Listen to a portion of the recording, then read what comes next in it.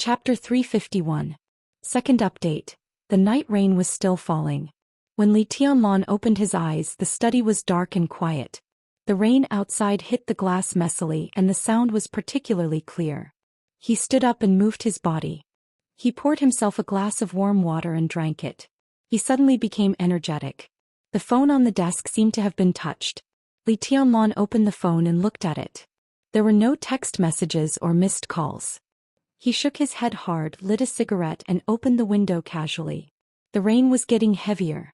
The rain fell on the lake and the ripples on the lake continued to spread in the night. The treetops swayed gently in the wind. The light in the courtyard of East Emperor Palace was hazy with dense water vapor. It was obviously a brilliant summer, but the scene was a little bleak and lonely. Li Tianlan looked at the rain outside the window quietly, and the light in his eyes became more and more calm.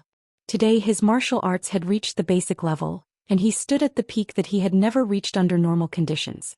But the peak was not perfect. This imperfection was not because he advanced too fast, nor because his body was too fragile, but because his strength and will were out of balance. In 3 years he went all the way to the north through mountains, rivers, seas, polar glaciers, grasslands, deserts, wind, frost, rain and snow. He almost never stopped. His martial arts was like his road to the north, which was walked step by step in silence.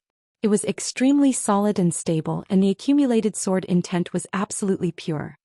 His body could bear such difficult training, but his will could not bear the wind, frost and loneliness of these 3 years. Now even if he returned to Huading from the polar region, it was difficult for him to make up for his essence, qi and spirit in a short time. The imbalance between will and strength meant that he had strength but not enough concentration. Without a will as firm as steel, it was difficult for his sword intent to reach the real purity and peak. The only way Li Tianlan could think of now was to sleep. Only with sufficient and comfortable rest could he gradually adjust his spirit, qi and spirit back to normal. Li Tianlan looked out of the window and for a moment his mind was wandering. His essence, qi and spirit were damaged, but he did not need to worry about recovery because of his previous foundation. So at this moment he thought more of the year in the desert. That year he fell from a high place to a low valley. He abandoned his cultivation of the thunder-shocking realm and started over again.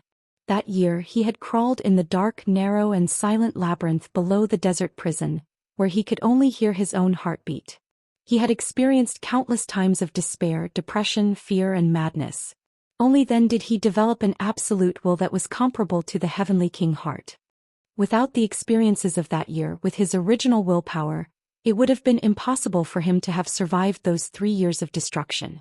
Everything seemed like a coincidence, but it also seemed like an inevitability. He remembered the first words the 2 metaphysical grandmasters said to him when he first met Xianxia and Great Master Wu. Trust in heaven's will? The mandate of heaven was right before their eyes. Even if they did not believe it, they could not disrespect it. The door of the study was gently pushed open from the outside. Wang Yuetong came in and looked at Li Tianlan, who was smoking silently. She said softly, "You're awake?" Li Tianlan nodded and said, "I am hungry. The food Rushi and I cooked may not be as good as Senior Yu's. Would you like to try it?" Wang Yuetong said with a smile. Her voice was soft and her eyes were enchanting. After turning from a girl to a woman, the little princess of the Wang family of Beihai was not stingy with her charm in front of Li Tianlan. She really wanted to quietly bloom beside Li Tianlan for a lifetime. "You and Rushi?" Li Tianlan threw the cigarette butt out of the window with a strange look in his eyes. "I've made a deal with her." Wang Yuetong nodded and said, "She will call me sister in the future." Li Tianlan suddenly had nothing to say. Even if he was an immortal, he could not figure out why Dongqing Rushi called Wang Yuetong sister in a short time. Of course, I'm destined not to be compared with Sister Little Bai. Even if Dongqing Rushi calls me sister, she won't like me in her heart and I won't like her either. But we will inevitably meet in the future. We will be by your side in the future. We can't pretend not to know each other for the rest of our lives. That would be too embarrassing.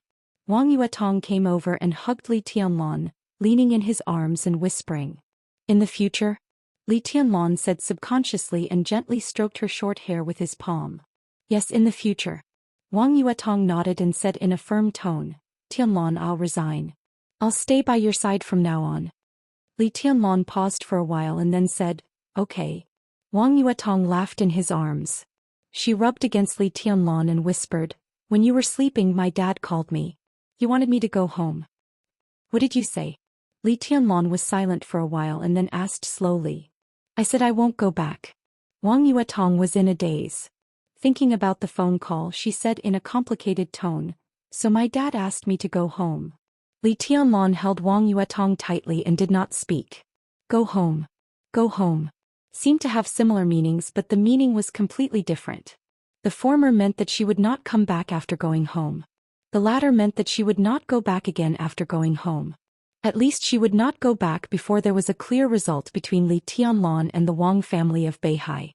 Li Tianlan lowered his head and kissed Wang Yuetong's hair gently. The former little princess trembled slightly in his arms. "Do you regret it?" Li Tianlan whispered.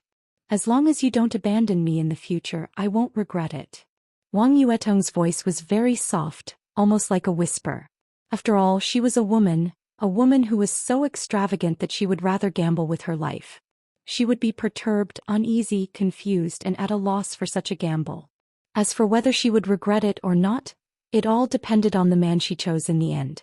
This responsibility was so heavy that it was clearer than that of the Li family, which was close at hand but far at the same time. "Don't worry."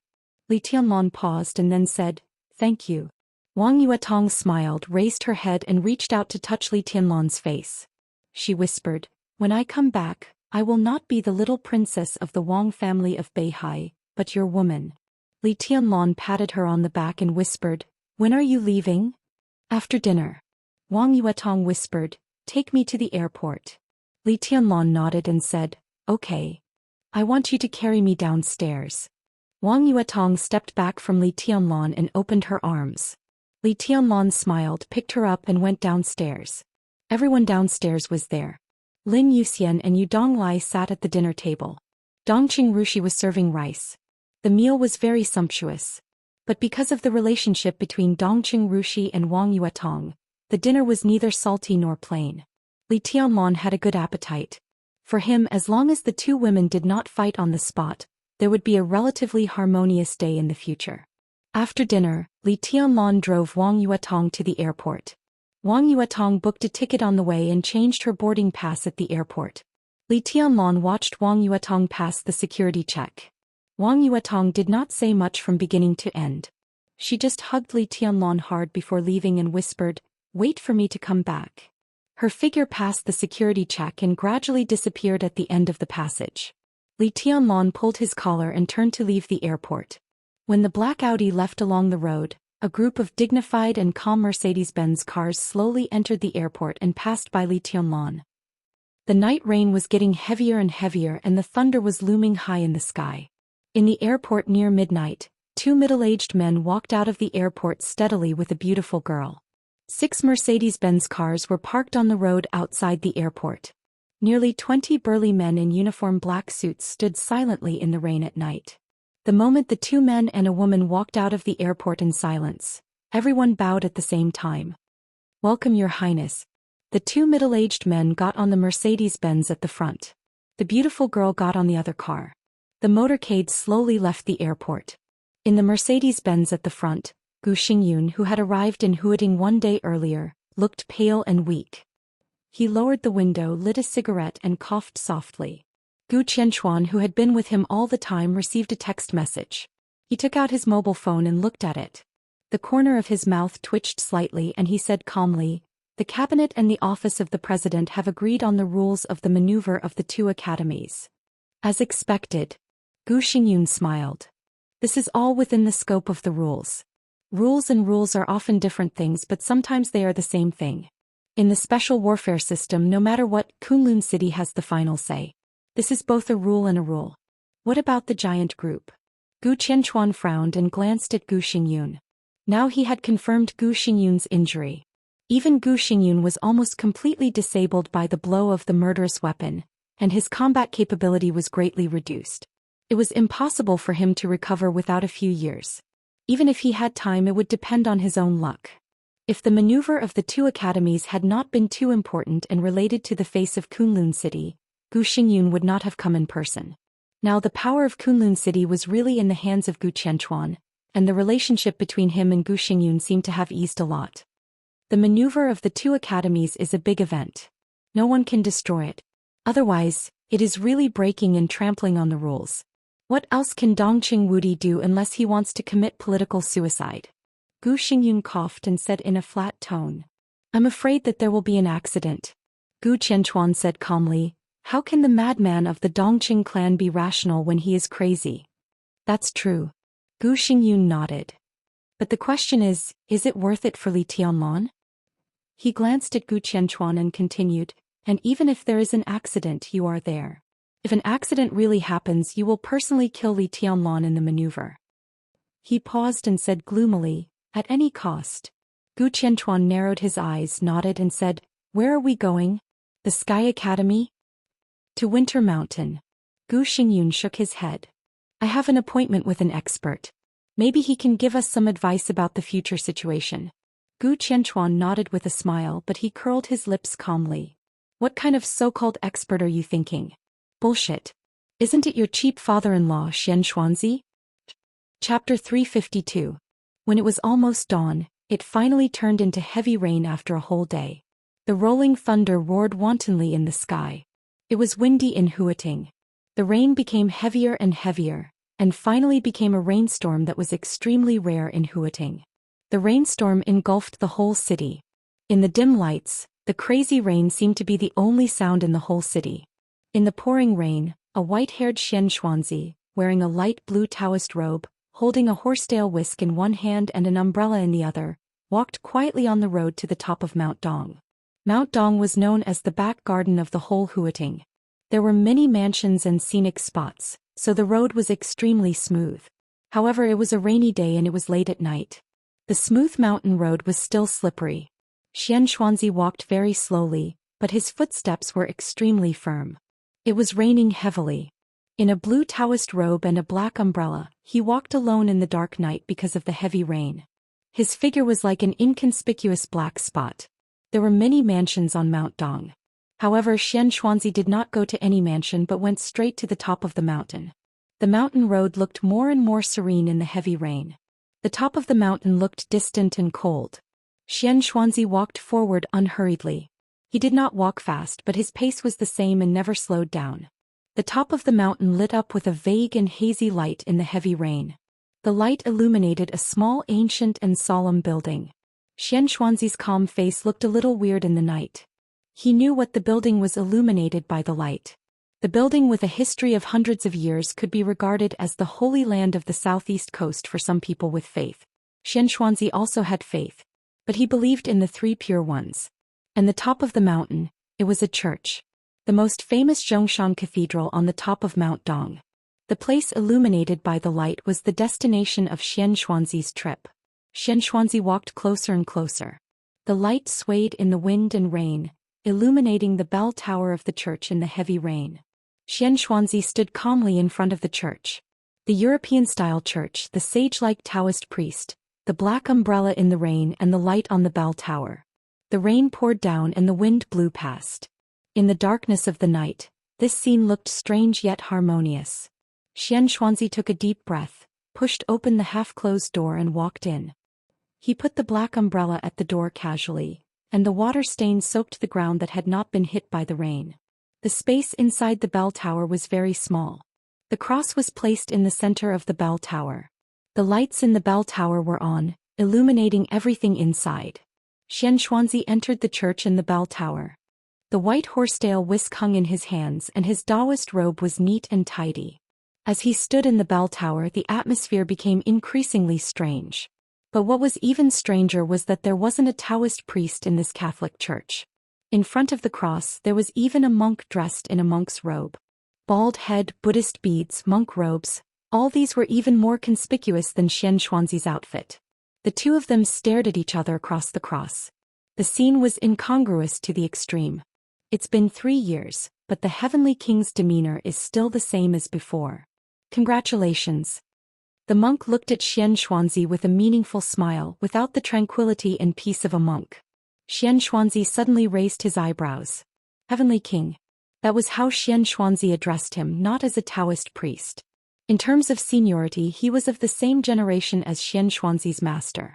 In this situation, although Buddhism and Taoism were different, Xianxuanzi deserved to be called martial uncle. But Xianxuanzi called him Heavenly King. He was indeed a heavenly king now, the 13th heavenly king of Samsara Palace that few people knew. Your master and I are of the same generation.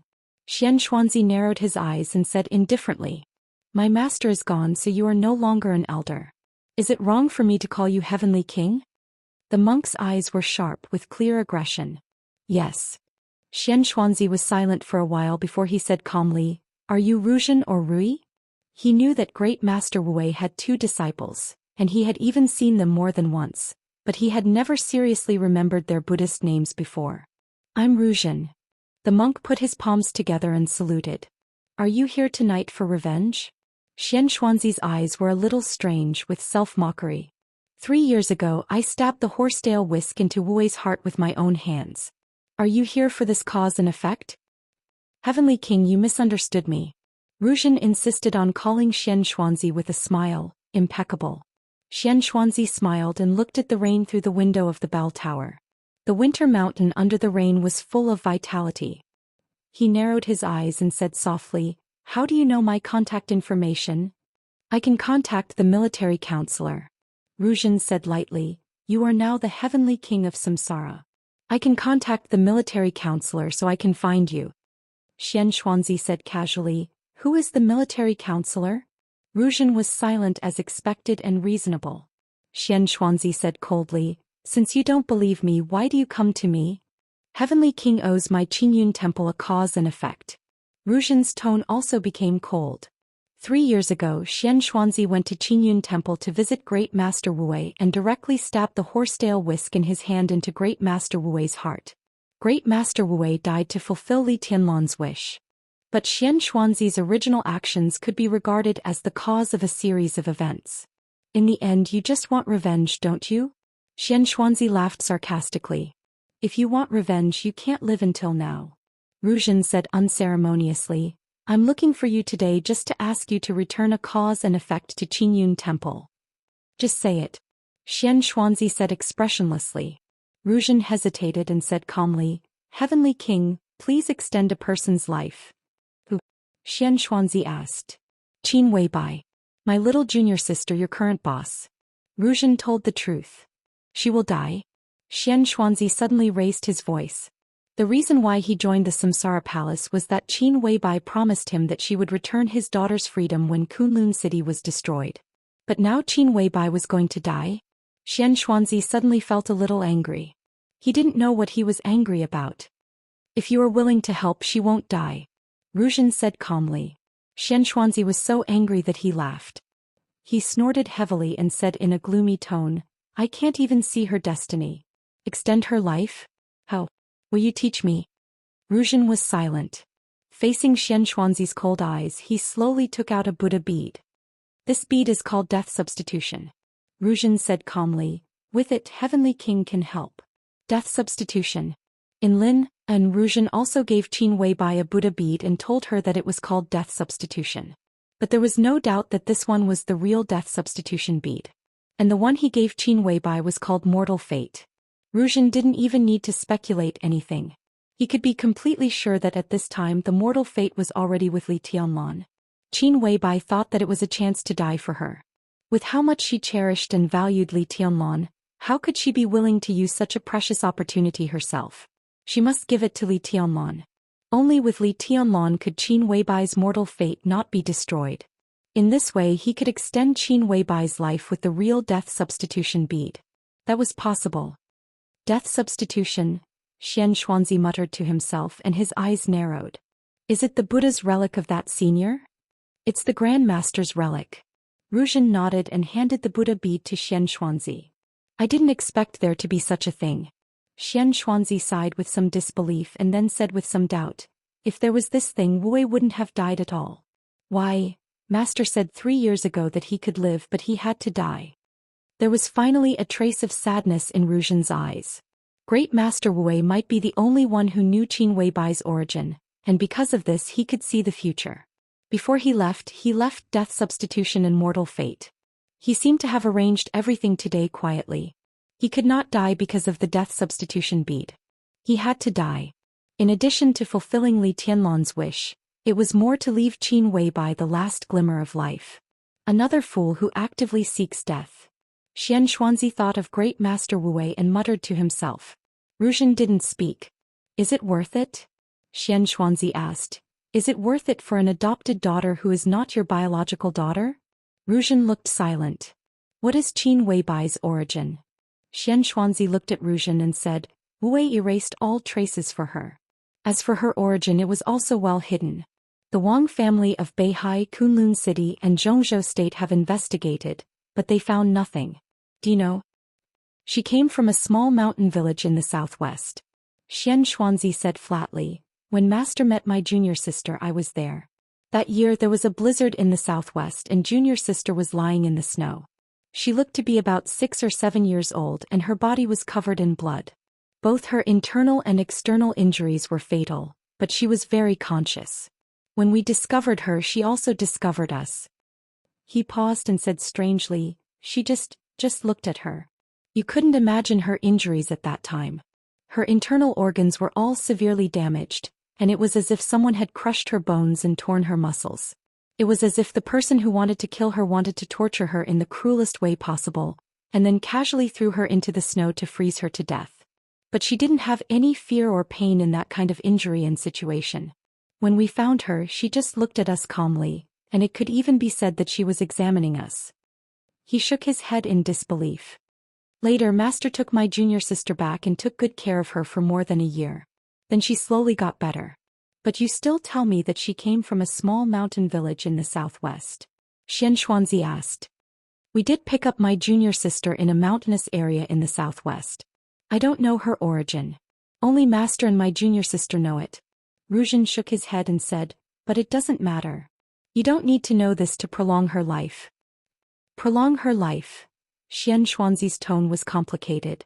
What if I don't agree? Ruzhen didn't answer this question but said calmly, this place is very important in the intelligence of Samsara Palace. It is said that several private priests are secret pawns of Kunlun City. It's a good place. It's surrounded by rich people. Maybe some secrets can be exposed when someone prays. Even if there are no secrets, it's a good place to build a stronghold here. Ruzhen looked at Xianxuanzi, whose expression changed a little, and said slowly, I asked you to meet and you asked me to wait for you here. I'm afraid you don't just want to see me, do you? I heard that Gu Xingyun came to Huiting with his daughter and Gu Qianchuan. Xianxuanzi's face was completely gloomy. I won't do anything. If you don't agree, I won't leave. It's you who will have a hard time and it has nothing to do with me. If you die, you'll pay back the karma. Ruzhen's smile was a little cold. But the problem is, as the only metaphysics grandmaster left in Zhongzhou State, are you willing to die? Xianxuanzi's lips trembled fiercely. Of course he was unwilling to die. Not for the so-called status and reputation, but for his daughter and granddaughter. Even if I'm willing to take action, it's too late today. There's not enough time. Xianxuanzi took a deep breath and clenched the death scapegoat bead in his hand. Enough time. Ruzhen said calmly, just right. Not enough time. Xianxuanzi was a little irritable. The death scapegoat bead also needs someone to die for it. Where is the person? To die for Qin Weibai, it must be someone who has something to do with her. If the person is not here, then other arrangements are needed. There's not enough time. There's no need for other arrangements. Ruzhen said softly. All of Xianxuanzi's words suddenly stopped. He looked straight at Ruzhen. Ruzhen laughed. She's my little junior sister. I have something to do with her, right? In Lin, and Qin Weibai asked him about his future plans. He said that everything was up to fate. Tonight, in the bell tower of this church, this was his fate. Xianxuanzi then understood why Ruzhen, who had been out of this world, was so unworldly tonight. Ruzhen slowly sat on the ground. I have nothing to worry about. He said, come on. I want to serve my master as soon as possible. The storm outside the bell tower did not stop at all. A fire lit up in the bell tower. The fire flickered and flickered, flickering. Time passed slowly. The mountain road in the heavy rain in winter mountain lit up. A row of Mercedes cars passed through the heavy rain at night and slowly stopped in front of the church. Gu Xingyun got out of the car alone, looked up at the light of the bell tower and turned to look at the girl who got out of another car. You go up with me. Gu Xingyun glanced at the girl and said calmly. The light in the bell tower seemed to dim a little. Xianxia sat alone in the bell tower and his face was a little pale. The death scapegoat bead in his hand had completely disappeared. Vision. It also disappeared. Only some dust was floating in the air and finally fell to the ground. It was blown away by the wind outside the window and disappeared. Xianxia Wei. In addition, Ruzhen, a real eminent monk, finally used a death scapegoat bead to exchange for a trace of Qin Weibai's earthly fate. Another fool. Xianxia whispered. There were footsteps outside the bell tower. The door of the attic was pushed open. Gu Xingyun's figure appeared at the door. Behind him was a girl who was about 20 years old. A picturesque young girl with a beauty that could topple cities. The girl was tall and slender and her face was delicate and beautiful. She wore a light green dress and her eyes were bright and beautiful. Her long hair fluttered in the wind, and every move she made was filled with the liveliness and charm of youth. She was very obedient and gentle. She stood there casually, but for a moment she seemed to suppress the light. Vaguely, she had a kind of charm that could steal people's souls. Gu Xingyun stared at the girl and the corners of his mouth were trembling. Unconsciously, his face was already covered with tears. Qingqing, this is Grandpa. Gu Xingyun looked at Xianxia and said calmly. Chapter 353. As the heir of the Wang family of Beihai and one of the most eye-catching protagonists of the maneuver of the two academies, Wang Xingxiao knew the content of the maneuver even faster than Dongqing Wudi. The special warfare system in the Dark World had always been absolutely fair and absolutely unfair. In this field where strength was respected and all rules were primitive and rough, absolute privileges also had the capital to be more unimpeded and even unscrupulous than in other fields. What Wang Xingxiao got was not an official document, but a temporarily printed fax. The pale gold city representing the emblem of Kunlun City on the fax was still clear, looking majestic and solemn. The frenzied torrential rain pounded the whole city. In the luxury suite on the top floor of the Huading chief mansion, Wang Xingxiao, who had just taken a bath and was wearing a bathrobe, looked at the pale gold city on the fax with cold and sarcastic eyes. There was only the emblem of Kunlun City on the fax, without the signatures of the office of the president and the cabinet. It could be seen that as soon as this information was sent out of Kunlun City, it was immediately sent to Huading, even at the same speed as it was sent to the office of the president and the cabinet. When countless big shots in Zhongzhou state, including the presidents of the two academies, did not know the rules and content of the final maneuver, Wang Xingxiao had read the information twice. The information approved by Kunlun City was not complicated, and the content was relatively simple. It was about the content and rules of the final maneuver of the two academies. The content was almost the same as the rules of every previous maneuver. The only change was just a few words and they were concentrated on the first line of the first page. But the change of just a few words was enough to make the final maneuver extraordinary. Wang Xingxiao threw the information in his hand aside, his face indifferent. The subtle changes in the information were undoubtedly extremely beneficial to him, but there was no joy in his expression, only a trace of subtle but real sarcasm. It's superfluous. I have a guilty conscience. He glanced at the information on the table and whispered to himself. What's superfluous? A hoarse but extremely sexy voice sounded behind Wang Xingxiao. Song Ci, who was also in a bathrobe, came over, tilted her head and wiped her long hair with a towel. Wang Xingxiao moved his body. Song Ci sat in Wang Xingxiao's arms and handed him the towel. You help me. Kunlun City has already set the rules for the final maneuver of the two academies. It's ridiculous. Wang Xingxiao carefully wiped Song Ci's long hair and said in a calm tone. From his angle, Song Ci's slender neck and beautiful side face were clearly visible. After the passion faded, there was still a flush on her face, which made her lonely and indifferent aura dissipate a lot, making her look charming and languid. Song Ci picked up the document and glanced at it. She suddenly raised her eyebrows and chuckled. So exaggerated? She saw the first detailed rule at first glance. The minute changes that were enough to affect the overall situation were all in the first one. I really don't know how nervous Kunlun City is to come up with such a rule. Song Ci didn't continue to read. She threw the materials aside, sat in Wang Xingxiao's arms and put her arms around his neck. They can't afford to lose. Wang Xingxiao put his arms around Song Si's slender waist without any excess fat and shook his head. The short rise time is still the most obvious weakness of Kunlun City. If Gu Hanshan loses to Li Tianlan in the final maneuver, the reputation of Kunlun City is bound to be greatly affected. The key is that Li Tianlan's identity is too sensitive. He's the heir of the Li family. If Gu Hanshan loses, it's tantamount to telling everyone that even if the Gu family overthrew the Li family and became the war god clan of Zhongzhou state, they will never catch up with the Li family. But what Kunlun City is doing now may not be very glorious, and they even dragged you into it. Why did Uncle Wang agree? Song Xi was a little confused. She looked at Wang Xingxiao, whose face was a little ugly, and twisted her body subtly in his arms. Feeling the change of his face, Song Xi laughed. It was not coquettish, but with a kind of indescribable wildness. Behave yourself. Wang Xingxiao slapped Song Xi's plump buttocks, shook his head and said, I think my father should be tired of continuing to entangle with the Li family. Kunlun City wants to drag me into this, but they are the masterminds after all. This time the impact on the Wang family of Beihai is not big. And the impact mainly depends on the result. If we lose, Kunlun City's action this time is because they have a guilty conscience. But if we win and guide them well this time, the cooperation between Kunlun City and the Wang family of Beihai will be like a lion fighting a rabbit, and the impact may not be so bad. Song Xi casually played with a strand of her black hair, thinking without saying a word. When thinking about problems, Song Xi was like an unsheathed sword, shining brightly. Even in front of Wang Xingxiao, her elegance was still not reduced. I can get this information, so Gu Hanshan must have gotten it earlier than me. Wang Xingxiao put his arms around Song Xi and said calmly, he should be here soon. So soon? Song Xi was a little surprised. Kunlun City is so nervous, so Gu Hanshan must be more nervous. What's the rainstorm outside the window?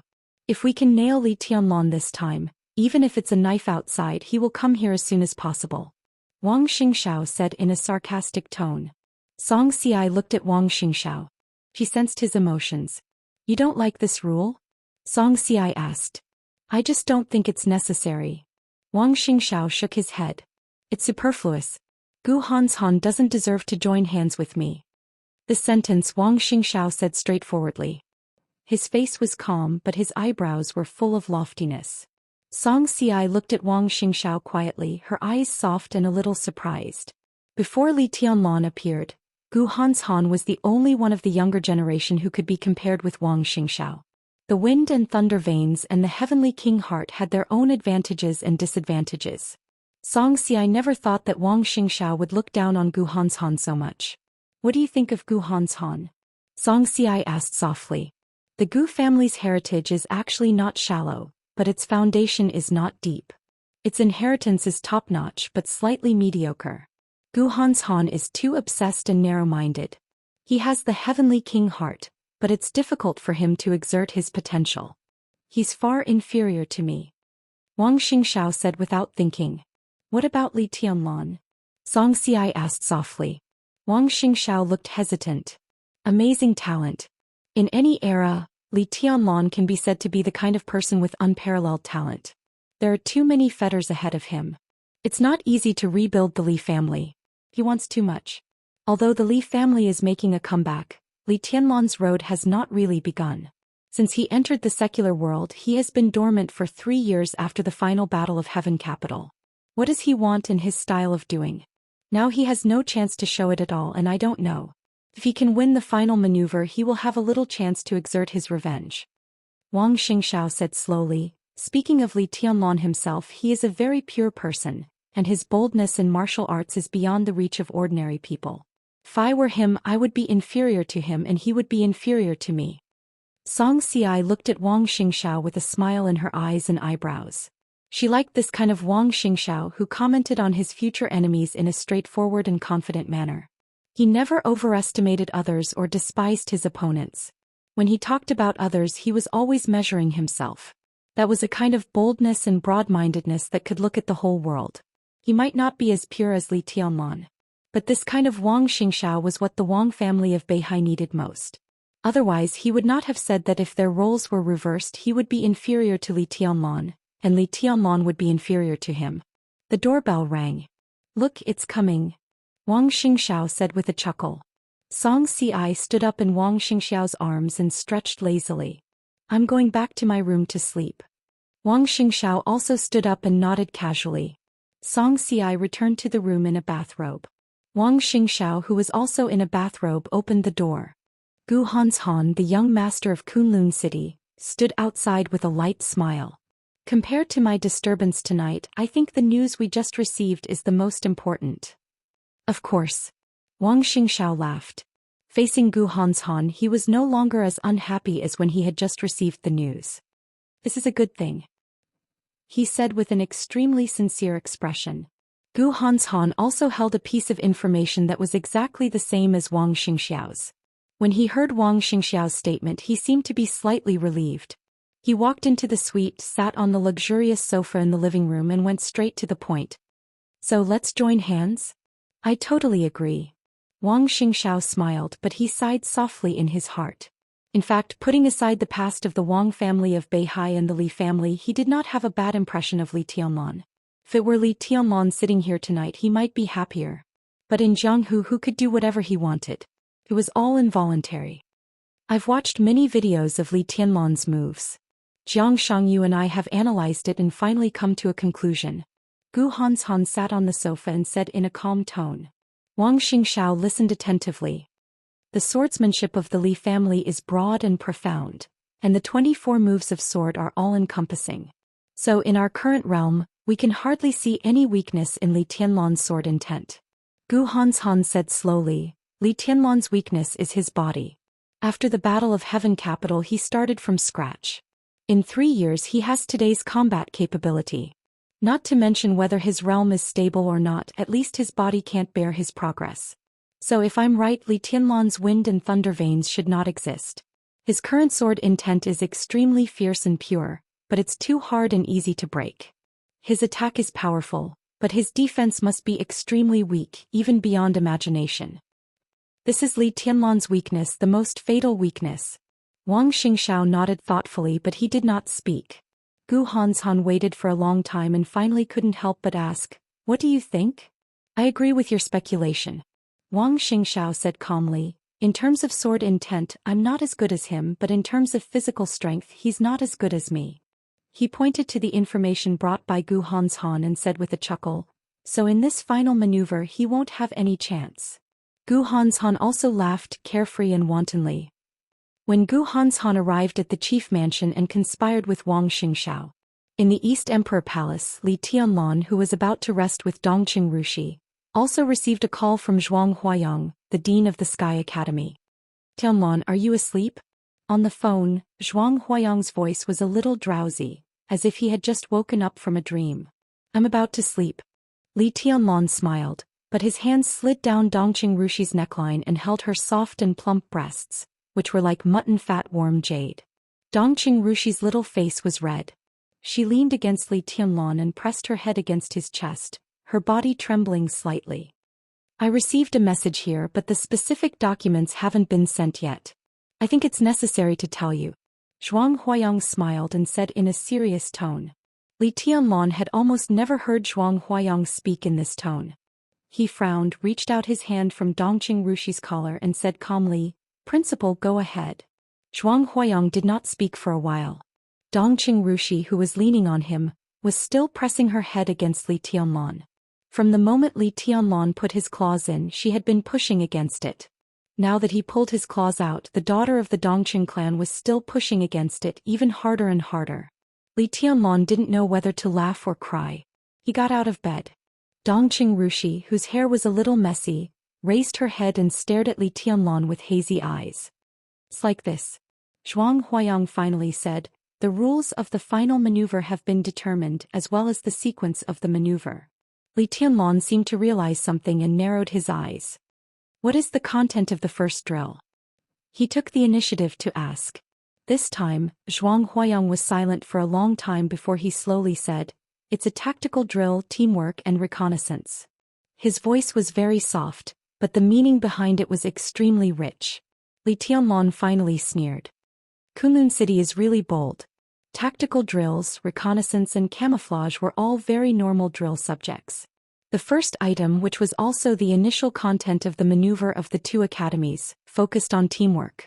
The focus of teamwork was on teamwork. Teamwork was the finale of the final maneuver of the two academies in any session. It was extremely important. It was a collision of teams. Li Tianlong had almost no team now. When Li Baidian and the others were seriously injured, he only had Dongqing Rushi and Du Hanyin by his side. What he was going to face was the phantom world of Wang Xingxiao and Song Xiai. It was the 3000 world of Gu Hanshan and Jiang Shangyu. There were also many teams attached to the phantom world and the 3000 world. Simply speaking, on the first day of the maneuver, Li Tianlong would face the cooperation of several super teams. I got it. Li Tianlong took a deep breath and said blandly. Zhuang Huayang wanted to say something but stopped on second thought. Finally, he silently hung up the phone. He knew very well what the main purpose of the office of the president agreeing to this plan was. Li Tianlong was an ally of the academics. After all, not all allies were completely close. Li Tianlong hung up the phone and did not speak for a long time. Dongqing Rushi, who quietly took off her pajamas and hid her body in the quilt, said softly, "What's wrong?" "Nothing." Li Tianlong laughed. For the first time since he came back from the polar region, his eyes became so sharp and brilliant. "I just suddenly decided on one thing." "What?" Dongqing Rushi asked. "You can join the East Emperor Palace. But on the day of the final maneuver, I hope you and Du Hanyin can abstain." Li Tianlong said slowly, word by word. His eyes changed like a messy rainstorm, like a blazing wildfire. Wind, frost, rain, snow, the scorching sun and stars alternated repeatedly in his eyes, and finally turned into determination. The final maneuver was his first step to the stage of Zhongzhou state. Now Li Honghe had fallen from the invincible realm. Qin Weibai and Situ Songyue went to Snow Country. Outside the maneuver, the only one he could rely on was Lin Fengting. But in the maneuver, no matter what he had to face. Chapter 354. For nearly a decade in Zhongzhou state, there had always been a saying in the military that was unpresentable but taken for granted. The Border Praetorian Corps, known as the most elite super-large comprehensive corps in Zhongzhou state, could even be said to be the private army of the Dongqing clan. In the beginning, Zhongzhou state had secretly called it the Dongqing Corps, but after receiving different degrees of warnings, everyone realized how powerful it was. So the saying of the Dongqing Corps gradually disappeared and was replaced by another name. The God of Massacre Corps. This was tantamount to saying that the Border Control Corps was Dongqing Wudi's own corps. But after some meaningful and clear remarks were missing, this name was finally acquiesced by all parties. It was true, at least infinitely close. The Border Control Corps was known as the small military headquarters of Zhongzhou state. After the first commander Li Guangtu committed treason, the Border Control Corps naturally began to change from the original small-scale special warfare agency to a military force, and eventually formed a behemoth with a total number of nearly 600,000 troops today. There were 5 trump card armies in the Border Control Corps, namely Thunderbolt, Pegasus, Bloodbath, Wild Sand and Black Dragon, which were stationed in Nanyun, 3 provinces in the east, Tibet and Beijiang. They had great influence. In addition, there were 4 independent airborne divisions, 2 special investigation brigades, nearly 20 flying formations, 1 intelligence department and 6 special warfare brigades. All the institutions were in order. With such strength, even in the whole dark world it could be called a giant. This was also the capital for Dongqing Wudi to be domineering in Zhongzhou state. For the entire Border Control Corps, Dongqing Wudi, who was not in the invincible realm, was like a god, sacred and majestic. He was the spiritual symbol of the whole corps.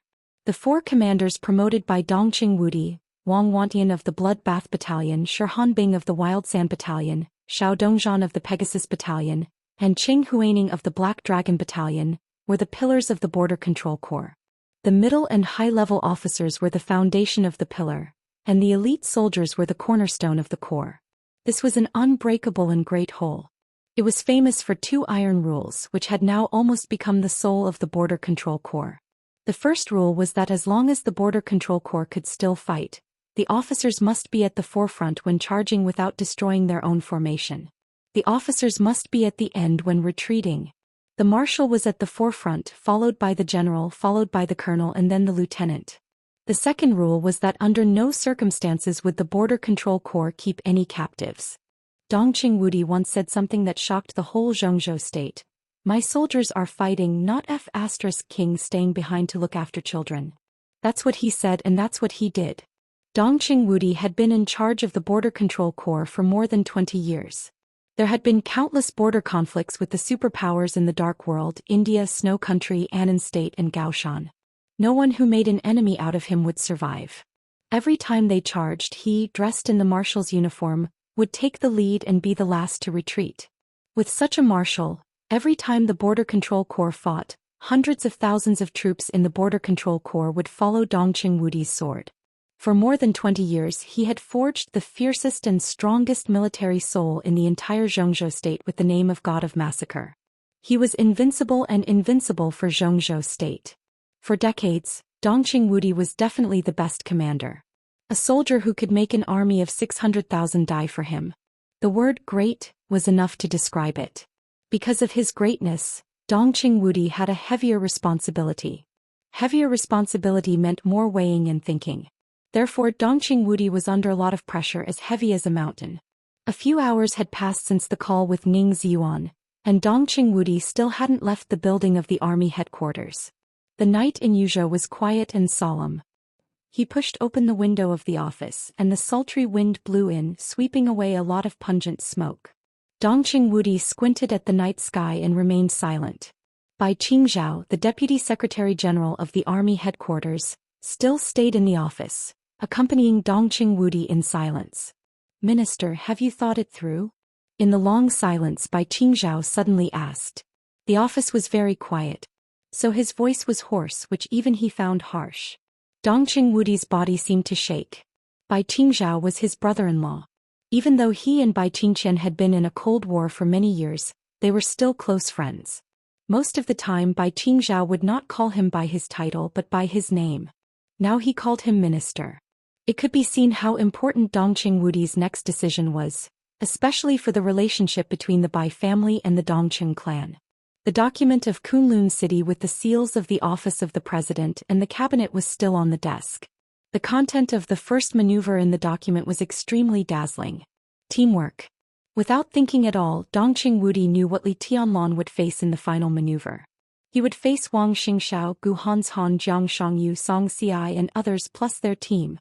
Most of the main forces of the East Emperor Palace were seriously injured. Even if the East Emperor Palace was in its heyday with Li Tianlan, it would be difficult to face such a lineup. Li Tianlan seemed to be doomed. Whether he could survive the final maneuver and make a comeback, the Li family, which was still alone, could not decide. Sai City, which had lost its strength and the murderous weapon setting sun, could not decide. Samsara Palace, which was out of reach, could not decide. Only the giant group and Dongqing Wudi had the power and strength to intervene in the final maneuver. As for the academics and the office of the president, they agreed to the document and were waiting for Dongqing Wudi's decision. Bai Qingzhao looked at Dongqing Wudi's back. His eyes were extremely complicated. At the beginning of the month his father Bai Zhanfang and his sister Bai Qingqian went to Zhongyuan together. As one of the core members of the Bai family, Bai Qingzhao naturally knew the reason. Li Tianlan's life and death now seemed to be decided in the final maneuver, but in fact, it was in the hands of Dongqing Wudi. No one would doubt that the Dongqing clan did not have this power. As long as Dongqing Wudi was willing to pay the price, not to mention a few young people, even if Gu Xingyun recovered from his injury and joined hands with Wang Tianzong, Li Tianlan would not die. But Dongqing Wudi's willingness or unwillingness was a swing between family and country. I'm still waiting for news from Ziyuan. Dongqing Wudi said slowly. Does it make sense? Bai Qingzhao said in a low voice. Ning Ziyuan has a deep foundation in the Eastern Theater of Operations, but if he leaves that position, it will be difficult for him to control this maneuver. He will make efforts, but his strength is definitely not enough to turn the tide. You know this. Dongqing Wudi smiled bitterly. Between family and country. He muttered to himself and his smile was full of bitterness. Anyone who broke the rules would have to pay the price. Kunlun City changed the order of the final maneuver and increased the casualty rate. But all of this was within the scope of Kunlun City's power. that was within the scope permitted by the rules. If Dongqing Wudi wanted to intervene in the final maneuver, it was tantamount to breaking the rules, so he must pay the price. Just like Kunlun City and the Wang family of Beihai failed to attack Li Honghe and could only watch the Li family make a comeback, whether they were willing or not. Some things had to be done and they had to bear the consequences. And the price Dongqing Wudi needed to pay could only come from the Border Control Corps. He was now the executive minister of the army headquarters of Zhongzhou State and still the commander of the Border Control Corps. This part-time job must be given away, but giving up this position did not mean that the Dongqing clan was willing to give up the dominance of the Border Control Corps. With Dongqing Wudi's foundation and prestige in the Border Control Corps, in a short time, even if all the 4 commanders of the Border Control Corps were removed, the new commander could not quickly establish his own team. By the time the new commander established his authority, Dongqing Wudi had already established his own order in the military. The Wang family of Beihai was extremely enthusiastic about the position of the Border Control Corps. If the Dongqing clan made a deal with the Wang family of Beihai, under normal circumstances, it would not be a one-off deal at all. At least for a few years, it would involve many subtle balances and compromises. That was under normal circumstances. But if Dongqing Wudi risked universal condemnation and broke the rules, the price he had to pay might be the control of the entire Border Control Corps, or at least most of it. What he gave up was more than most of the control. There were also nearly 600,000 soldiers who worshipped him like a god. If the morale of the Border Control Corps was unstable, it would become a national affair. And from the bottom of his heart, Dongqing Wudi did not want to experience the guilt and entanglement of giving up nearly 600,000 troops. Give up? How could he? But if he didn't give up, would he watch Li Tianlan be besieged in the final maneuver? If Li Tianlan died in the final maneuver, not to mention what would happen to Kunlun City and the Wang family of Beihai, the relationship between him and Bai Qingqian would come to an end. At that time, the poor woman who had made Dongqing Wudi feel guilty for many years would definitely take revenge on the Dongqing clan at all costs. The Bai family and the Dongqing clan parted ways, the giant group split and the family was separated. This was a family affair. How could there be absolute fairness and justice between families and countries? Dongqing Wudi was lost in thought. This was a choice between family and country, and it was also the entanglement between the responsibility of a husband and the vocation of a soldier. If you had known this, why did you do it? Bai Qingzhao suddenly said. Her tone was light, without sarcasm, anger, or any emotion, as if she were saying a fact similar to 1 + 1 = 2. He really didn't mean to mock the Dongqing clan. The Dongqing clan was not the only one who tried to change. That year when all the plans started, Dongqing Hongguang and Dongqing Wudi were present. His father, Bai Zhanfeng, was present and so was Bai Qingzhao himself. They were all in the game. It was just that this game of chess had been played for more than 20 years. For the Li family it was just the beginning, but for them, it had already entered the end stage. From the middle stage to the end stage, the final maneuver was the key of the key. But all the people in the game did not expect that Dongqing Wudi, who was extremely determined because of his responsibility, would become so hesitant at this time because of his responsibility. It was not wrong to choose the Li family back then. Dongqing Wudi said calmly, "We chose the Li family because it was the best choice and the only choice. It was the same more than 20 years ago and it is still the same today more than 20 years later." Your decision? Bai Qingzhao didn't go to Dongqing Wudi to discuss right and wrong, but just asked with a poker face. Dongqing Wudi fell silent again. His expression kept changing. Under the light of the office, it was clear that he was in pain and entanglement. "No matter what decision you make, I will understand you," Bai Qingzhao said softly. Bai Qingzhao said softly. These were words from the bottom of his heart and he could understand. But it is limited to understanding. Understanding did not mean approval. Understanding was rational analysis after putting aside one's standpoint. Acknowledging him was a rather callous choice from his own standpoint. If one did not agree, one would be an enemy. The Bai family made a choice back then. Today they would make the same choice. There was no reason just because of that year. "What do you suggest?" Dongqing Wudi suddenly asked. "Just abandon it," Bai Qingzhao said without hesitation. "It's easy for you to say. Just abandon the 600,000 troops?" Dongqing Wudi looked displeased. "I know it's not easy," Bai Qingzhao said softly, "but are you willing to give up Li Tianlan?" Dongqing Wudi was even more displeased. If he was willing, why should he be entangled now? He put Li Tianlan on the same level as the 600,000 troops, which showed that he cared about Li Tianlan. Since you are unwilling, then abandon it. Bai Qingzhao stood up, threw a cigarette to Dongqing Wudi and said softly, "Don't forget our original intention. At that time you, me and Uncle Zhou sought change. Our ultimate goal was to get rid of the loose alliance of the giant group. It was destined to be a process of giving up and gaining. Wudi, you have your 600,000 troops, and the Bai family and the Zhou family also have their own concerns and responsibilities. But if we can pick it up, we can put it down. When the change we want appears, we'll just take back what we put down." He patted Dongqing Wudi on the shoulder. "This is your second year. You have at least 8 years. Why can't you afford to wait?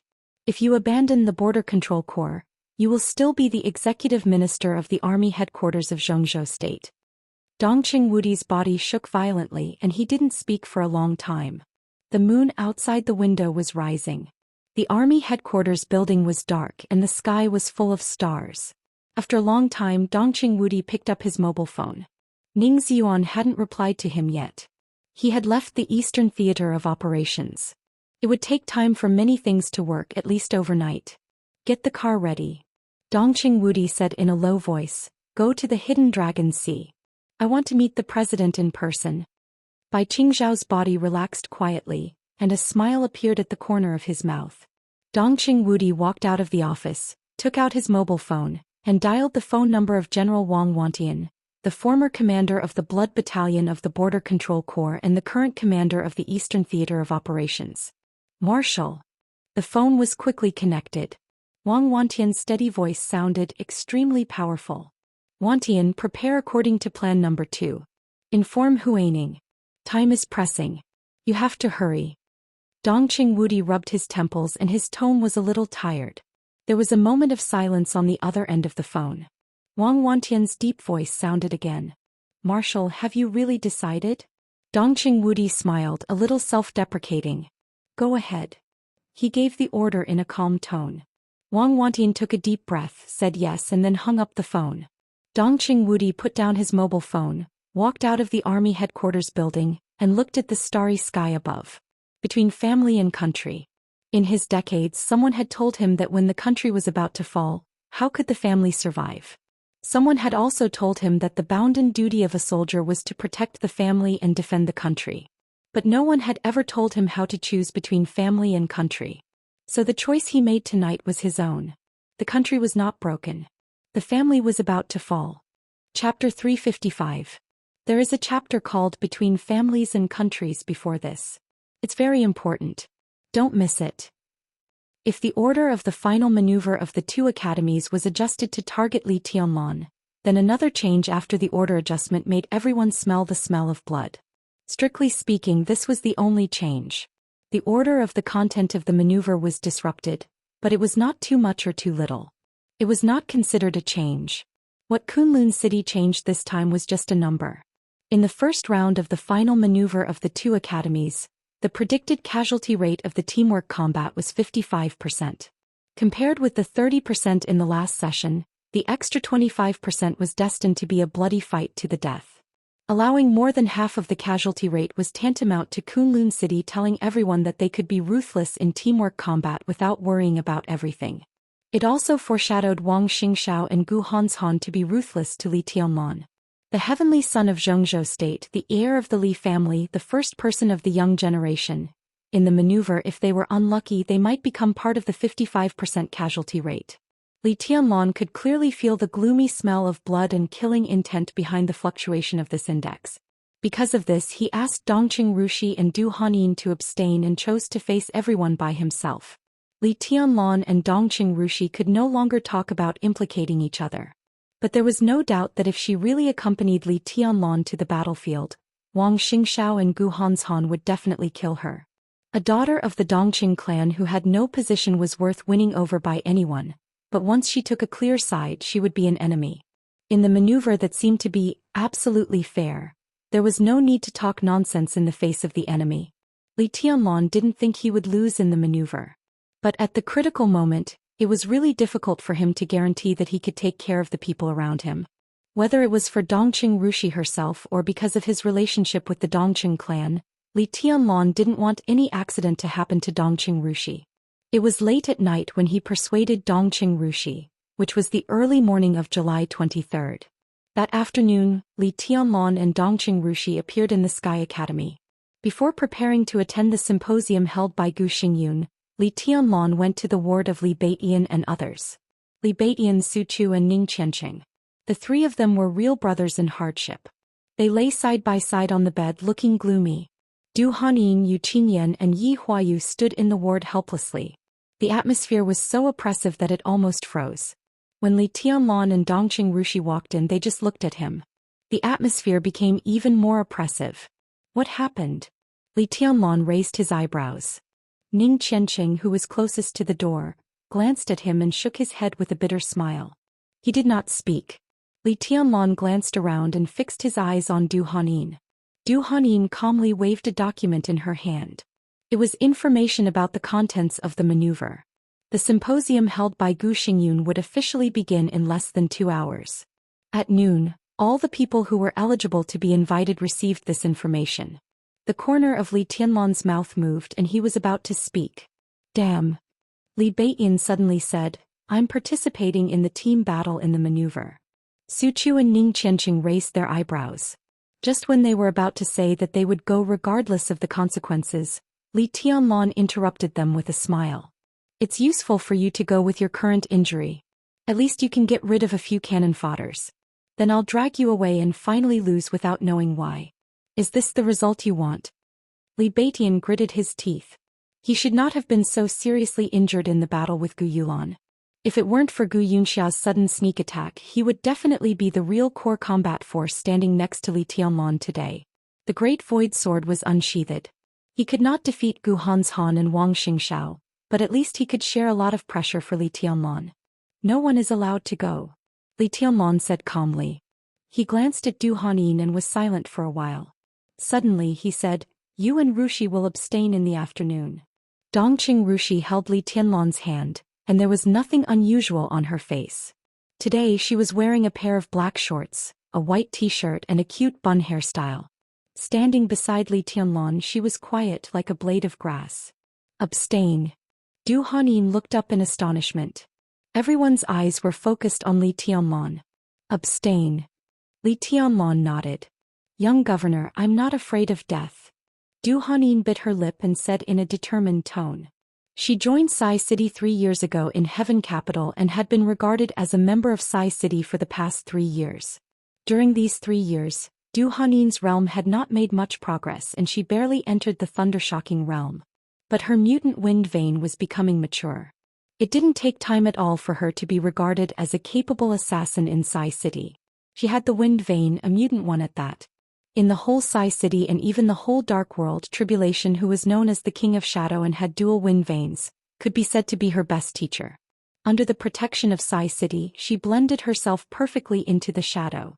In the darkness she got her long-lost dignity. What about before? After her family was destroyed and before she entered Sai City, she was still sleeping with different men in the Sky Academy, just for a few pitiful credits. Du Hanyin was willing to die for Sai City and the young governor of Sai City just for the small but significant changes in the past 3 years. I don't doubt your determination, Li Tianlong said softly, but it's meaningless. The opponent's lineup this time looks really luxurious. We don't have such a lineup, so we have to admit that we can't compete with them. It's not shameful to abstain temporarily. You'll have nothing if you die. You won't play a role here in the future. I alone am enough for the maneuver here. He paused and continued, If you follow me, I'm afraid that I won't be able to take care of you and will be distracted. This was the reason to persuade Dongqing Rushi. It would not be a problem to persuade the people of East Emperor Palace. I was thinking that when you came back, East Emperor Palace would make a killing in the final maneuver, and our brothers would be in the limelight. Now, Ning Qianqing laughed self-deprecatingly and bitterly. Our future is not in the Sky Academy. Li Tianlong laughed. This is just a starting point. The sky of our future is in the south. He looked at Ning Qianqing meaningfully. The south? Everyone was a little surprised. At this time in Zhengzhou State, most people would think that Li Tianlong would develop in the north or in Xianxia after graduation.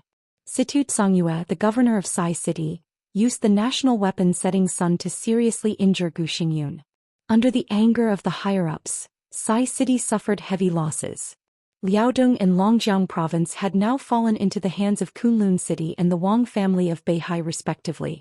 But in Guangdong, Sai City still had the final say. As the young governor of Sai City, it was natural for Li Tianlan to go to Guangdong. Jiangzhou was the place where the Li family made a comeback, and the political wealth left by Wu Jingmin was enough to make Li Tianlan go smoothly. These two places were the most suitable for Li Tianlan. Who could imagine that he was going to the south? The south? Li Baitian's eyes lit up quietly. Where? Li Tianlan took a deep look at Li Baiyan and then at Ning Qianqing. Tiannan was outside the territory of Zhongzhou State, within the sphere of influence of Zhongzhou State, and outside the constraints of rules. It was not until this moment facing Li Baiyan and Ning Qianqing that Li Tianlan clearly realized what it meant for him to go to Tiannan. Many arrangements, intentionally or unintentionally, had been made a long time ago, and it was not until today that they showed their great value. In Tiannan, the current commander of the Tiannan Freedom Corps, which actually belonged to Zhongzhou State under the banner of the rebel army of Annan State, was Ning Ziyuan. He was Ning Qianqing's father. When East Emperor Palace went to Tiannan, Ning Qianqing could invisibly play the role of Li Tianlan's spokesperson in Tiannan. In Zhongzhou State, Tiannan was located in the southwest. Some things in the special warfare system of Tiannan would frequently connect with the Southwest Special Warfare Headquarters. Who was the current minister of the Southwest Special Warfare Headquarters? It was Wei Kunlun, the Nirvana sword master of Mount Shu. He was Li Baitian's first senior brother. If Ning Qianqing was Li Tianlan's spokesperson in Tiannan, Li Baiyan was the bridge between Tiannan and the special warfare system of Zhongzhou State. Between Tiannan and Zhongzhou State, the biggest force was the Blood Battalion of the Border Control Corps of Zhongzhou State. Wang Wantian, the commander of the Blood Battalion, was transferred to the Eastern Theater of Operations as the commander. But now the core of the Dongqing clan was still the commander of the Blood Battalion. Thunder God. Dongqing Rushi's godfather. He was also the uncle who took Li Tianlan to the desert from the border. In a trance, there seemed to be a golden path in front of him. Until now, Li Tianlan vaguely had a feeling of sudden enlightenment. Ning Qianqing, Li Baiyan, Dongqing Rushi, Thunder God, Ning Ziyuan. They were like chess pieces scattered on a misty chessboard. All of them were vague and had no connection with each other. But now with the placement of Li Tianlan, the biggest chess piece, the fog dissipated and everything became clear. Li Tianlan took a deep breath. He saw the chessboard of Tiannan with all the pieces placed. He also saw in Tiannan his way to get rid of the fate of being a chess piece and become a chess player. That was where the real beginning began. It's Tiannan. Li Tianlan muttered to himself. Tiannan. An old voice rang out at the door of the ward. Zhuang Huayang, the principal of the Sky Academy, came in accompanied by Qin Ku, the deputy director of the teaching office. He looked at Li Tianlan, who looked calm with undisguised complexity and realization in his eyes. He was also a player in the game. So, like others, he saw Li Tianlan's future with a gloomy fog. But it was not until he heard Li Tianlan mention the word Tianan that he suddenly realized what a wonderful move the hand that had pushed Li Tianlan behind the scenes had made in Tiannan. Tiannan. For Zhuang Huayang it was like a thunder. Everything seemed so obvious. But Ning Ziyuan went to Tiannan because the Wang family of Beihai was siding with the same faction and fighting against the different faction. Thunder God of the Blood Battalion was the prelude to Dongqing Wudi's trade with the Border Control Corps after Wang Wantian left. Mount Shu became the Southwest Special Warfare Headquarters, which was expected by the public and supported by the Prince Group. All the forces acted unintentionally, but in the end, they operated a situation that was like heaven for Li Tianlan. Zhuang Huayang did not believe that it was all unintentional. He would rather believe that there was a hand behind all this that had reached into the inside of the major groups and was carefully and quietly controlling the situation. This was truly unfathomable. He just did not know who this hand who could be called a national master was. Was it Li Honghe? Was it the Dongqing clan? Or Qin Weibai? No matter who it was too late when the people in the game realized it. The Li family, a big dragon that had been trapped on the chessboard for more than 20 years, had been completely revived in silence. Zhuang Huayang sighed and shook his head, thinking of the call with the chief last night. Before that he understood the chief's approach, but today when he heard the words Tiannan, he realized that he had to remind the chief's means. Chapter 356. Li Tianlan glanced at Zhuang Huayang. His eyes were calm, so calm that there was some politeness in them. "It's Tiannan," he said softly. Zhuang Huayang was speechless for a while. It was too late to say anything now. The Special Warfare Headquarters was established, Ning Ziyuan was transferred, and the Blood Legion completed the handover. Under such circumstances, Li Tianlan's trip to Tiannan was really like turning into a dragon when encountering a storm. Zhuang Huayang was convinced, and he even had some awe for the person behind the scenes. To gather the general trend of Zhongzhou state in Tiannan, such a technique was truly grand and exquisite to the extreme. When the storm in Zhongzhou state was unstable, he calmly placed a chess piece in Tiannan. It seemed a little unreasonable, but he suddenly revitalized the whole chessboard. What convinced Zhuang Huayang the most was that there was no sign of any deliberate action at all. Naturally, several major forces operated at the same time, and they had inadvertently created such a situation that no one had expected. After the Yuzhou conference, the Li family made a comeback. Everyone's eyes were focused on the northeast and southeast. Some people were guarding against the Li family and some were counting their gains. The situation in Tiannan was obvious, but because everything seemed so natural, no one had realized it yet. The easiest to overlook was often the most obvious. For example, the sunlight during the day. For example, the starry night sky. Zhuang Huayang didn't know how much preparation the person behind the scenes had made for such a wonderful technique. But if this person hadn't been clear about the situation in Zhongzhou state, there would have been no such effect as today's thunder in silence. When did all of this start? Zhuang Huayang pondered silently. The general trend of Tiannan and the changes of several sensitive positions were the result of the internal operations of the Wang family of Beihai, the Prince Group and the Giant Group. The Yuzhou Conference, Lin, and the Northeast had indeed attracted everyone's attention. Thus for the time being no one had noticed Tiannan. This didn't seem hard to understand, but it was also hard to understand. After all, Li Tianlan was here. He was a rare martial arts genius in Zhongzhou state for decades. Li Tianlan could be said to be the most central figure in all these changes. How could he be ignored? To anyone ignoring such a martial arts genius. Ignore? Ignore. Zhuang Huayang's brain suddenly became a little sluggish. He looked at Li Tianlan's calm face. While thinking, Zhuang Huayang's back was covered in cold sweat. Ignore Li Tianlan? No one would be so stupid. Even if there were in the past, there wouldn't be a second time after their return. Zhuang Huayang had never ignored Li Tianlan. He was a martial arts prodigy. But it was not until this moment that he suddenly realized that Li Tianlan was only a martial arts genius in his mind. That was the only impression he had. Li Tianlan had done a lot, but he seemed to have done nothing. With his strength and status, there was nothing he could do now. In the final battle of Heaven Capital, he was a pawn of Zhongzhou state. In the process of the Li family returning to the peak, he was like a pawn of the Li family. He was so pure, so clear-headed, and had always been silently improving his strength. He really didn't consider anything, or at least he didn't show it. Why did the Li family suddenly collapse back then? Did the Wang family of Beihai do something secretly?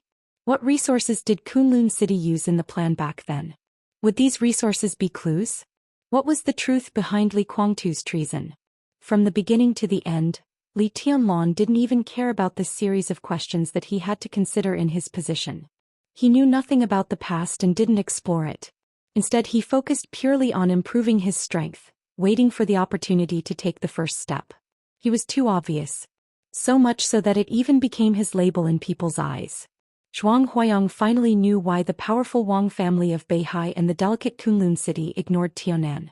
Their eyes were indeed on the northeast and Xianxia, but also on Li Tianlan. Li Tianlan showed that he just wanted to improve his strength. And what they paid attention to was Li Tianlan himself. So that in the end Tiannan such a huge omission was formed. Zhuang Huayang's heart was a little cold. He didn't know whether Li Tianlan did all this intentionally or unintentionally. If the answer was intentional, he was willing to use himself as a chess piece and use the purest way to attract everyone's attention. How scheming was he to be so dormant? The corners of Zhuang Huayang's mouth kept trembling. At this moment he wanted to say a lot, but he didn't know why he couldn't say anything. It's almost time. Li Tianlan looked down at his watch. It was 2:20 in the afternoon. Gu Xingyun's symposium was held at 3 o'clock in the conference room of the Sky Academy, about 15 minutes away from here. He nodded to Zhuang Huayang, then looked at Dongqing Rushi and Du Hanyin and said calmly, "Let's go." Tianlon. Zhuang Huayang took a deep breath and suddenly shouted. Li Tianlon turned to look at him. "What's your plan?" When he asked this, Zhuang Huayang's tone was a little bitter. The final maneuver of the two academies was a grand event of the special warfare system of Zhongzhou State. Kunlun City had the greatest dominance. But as the current ruling group of Zhongzhou State, if the academics insisted on standing as an ally, even if it couldn't change the order of the maneuver, it could at least fight for more living space for Li Tianlon and let him see the sincerity of the academics. But the chief didn't do so. Instead, he chose silence and acquiescence. Li Tianlon was still an ally of the academics. But this subtle change began after Li Tianlon established a closer relationship with the giant group. The academics hoped that Li Tianlon had something to do with the giant group, but they didn't want their relationship to be too close. Li Tianlon, who largely depended on the academics to survive, was far more in line with the interests of the academics than Li Tianlon, who was at ease in the two groups. But Zhou Yuanshan's trip to Jiangzhou was tantamount to the giant group clearly announcing to the outside world that they would create their core team with Li Tianlon as the core for the next few decades. The academics could only take this opportunity to pressure Li Tianlon and the giant group. In such a state, Li Tianlon was an ally of the academics, but he was more like a pawn used by the academics to ask for benefits from the giant group. The most important thing was that Li Tianlon was willing to be a pawn of the Li family, but he might not be willing to be a pawn of the academics. Now the situation in Tiannan was gradually clear, and Li Tianlon's future was predictable. He was the strongest ally in the future, but in the next final maneuver he would face an extremely embarrassing situation. Zhuang Huayang really wanted to know what Li Tianlon's plan was. Rushi and Hanyin will abstain. Li Tianlon said calmly, "I will participate in the final maneuver myself and participate in their so-called team battle." "By yourself?" Zhuang Huayang's face changed dramatically. "I won't lose," Li Tianlon said blandly. Zhuang Huayang smiled bitterly again. The academics had made their own moves. The key was whether Dongqing Wudi was willing to break the rules for Li Tianlon. If Dongqing Rushi did not abstain, Dongqing Wudi was undoubtedly more likely to take action for his daughter. But if Dongqing Rushi abstained, on one side was the responsibility of the Border Control Corps, and on the other side was the weight of Li Tianlon.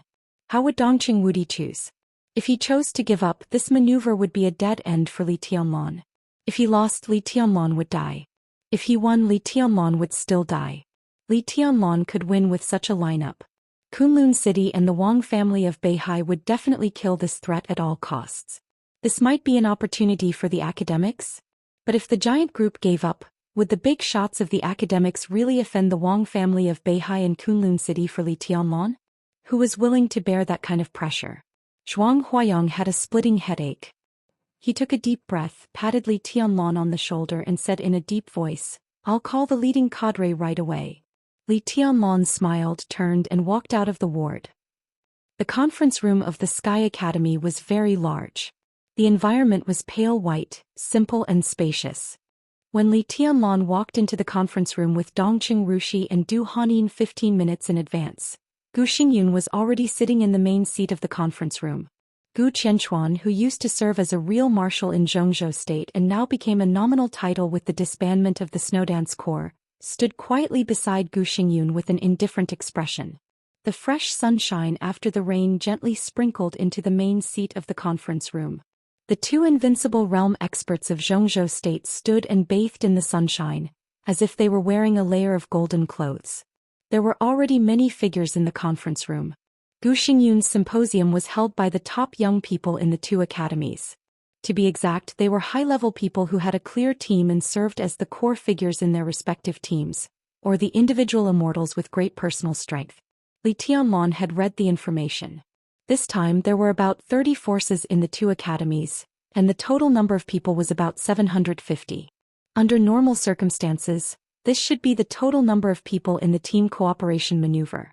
There were lunatics who participated in the team maneuver to save their lives, but there were not many in previous years.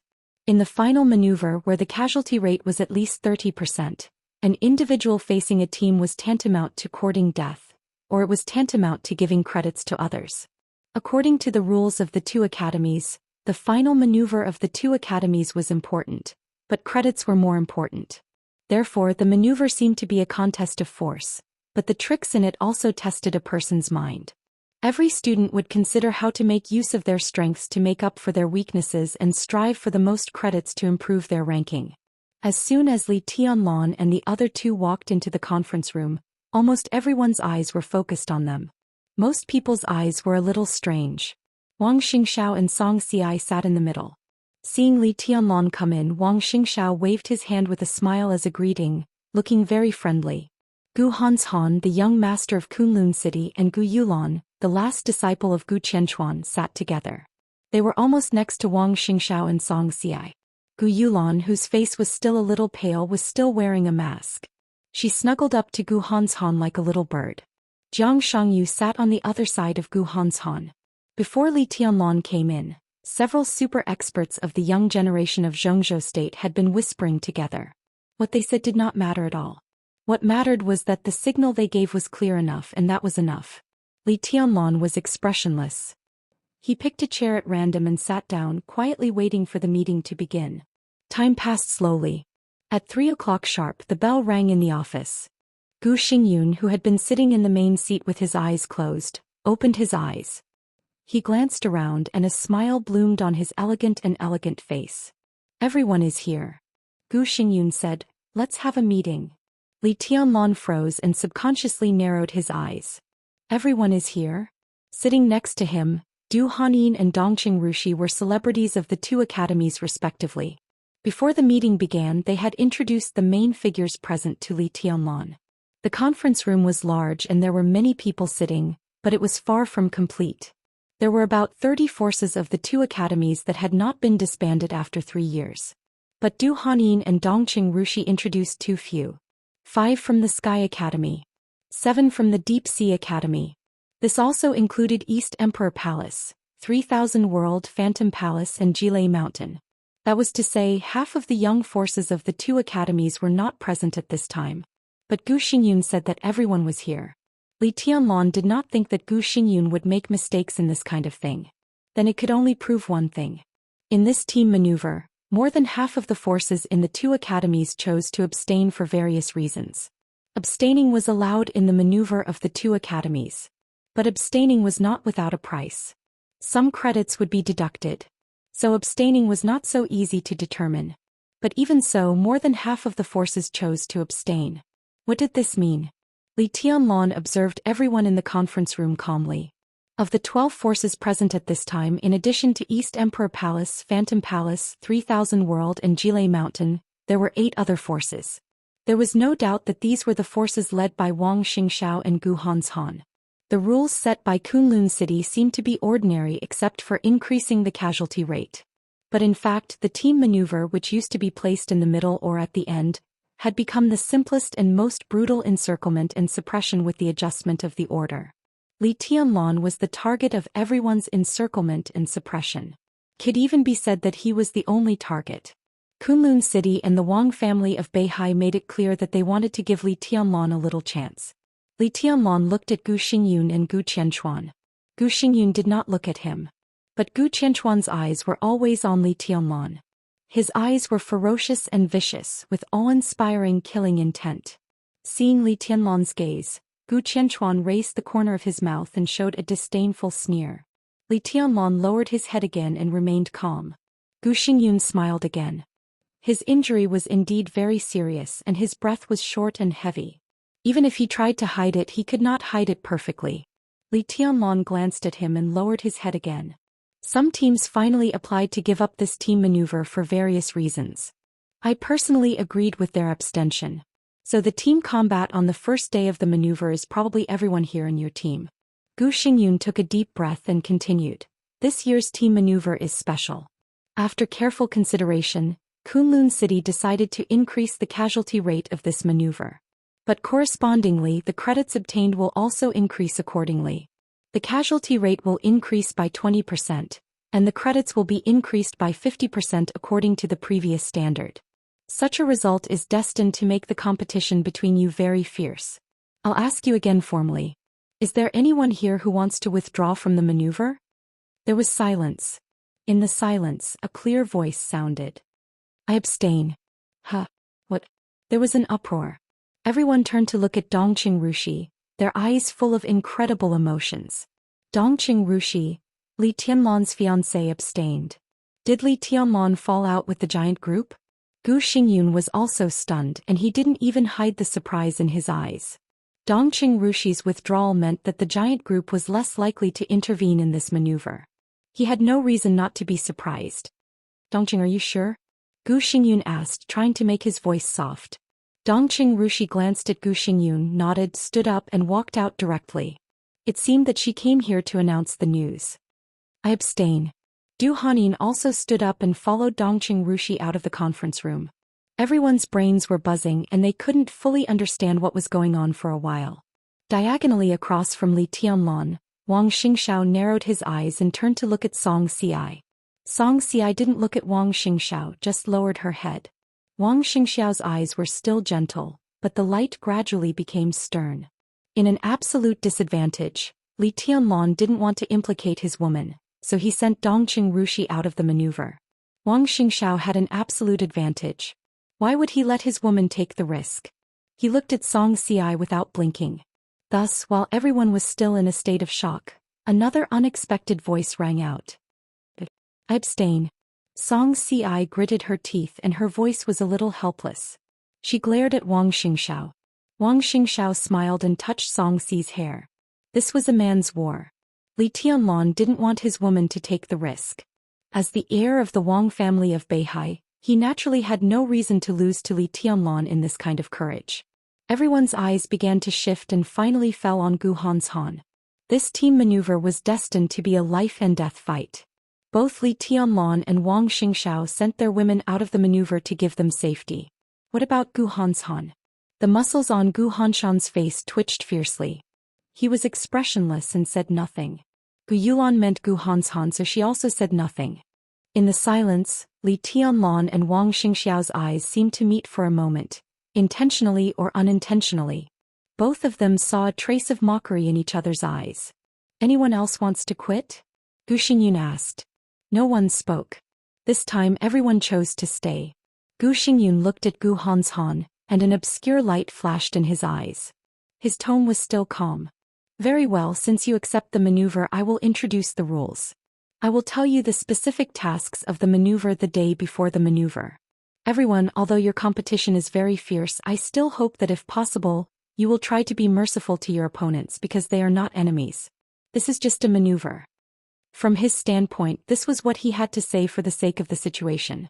The sake of the situation was nonsense. It also included the so-called rules that Gu Xingyun explained.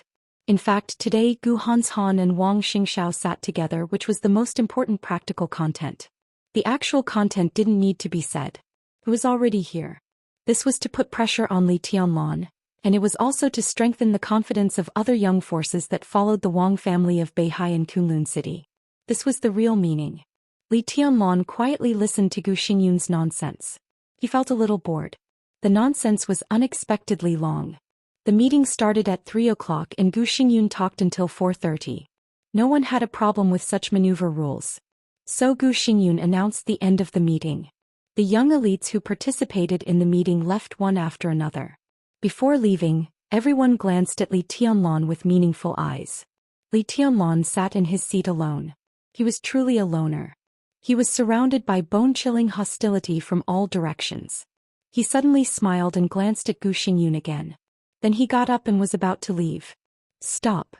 A voice suddenly sounded behind him, calm and confident, almost like an order. Li Tianlan calmly turned around. What's the matter? He asked, narrowing his eyes. Gu Hanshan, who had never communicated with Li Tianlan, walked to Li Tianlan. He looked at Li Tianlan's eyes carefully. The two looked at each other. What do you think is more important, survival or glory? Gu Hanshan suddenly said, if it were you, which one do you value most?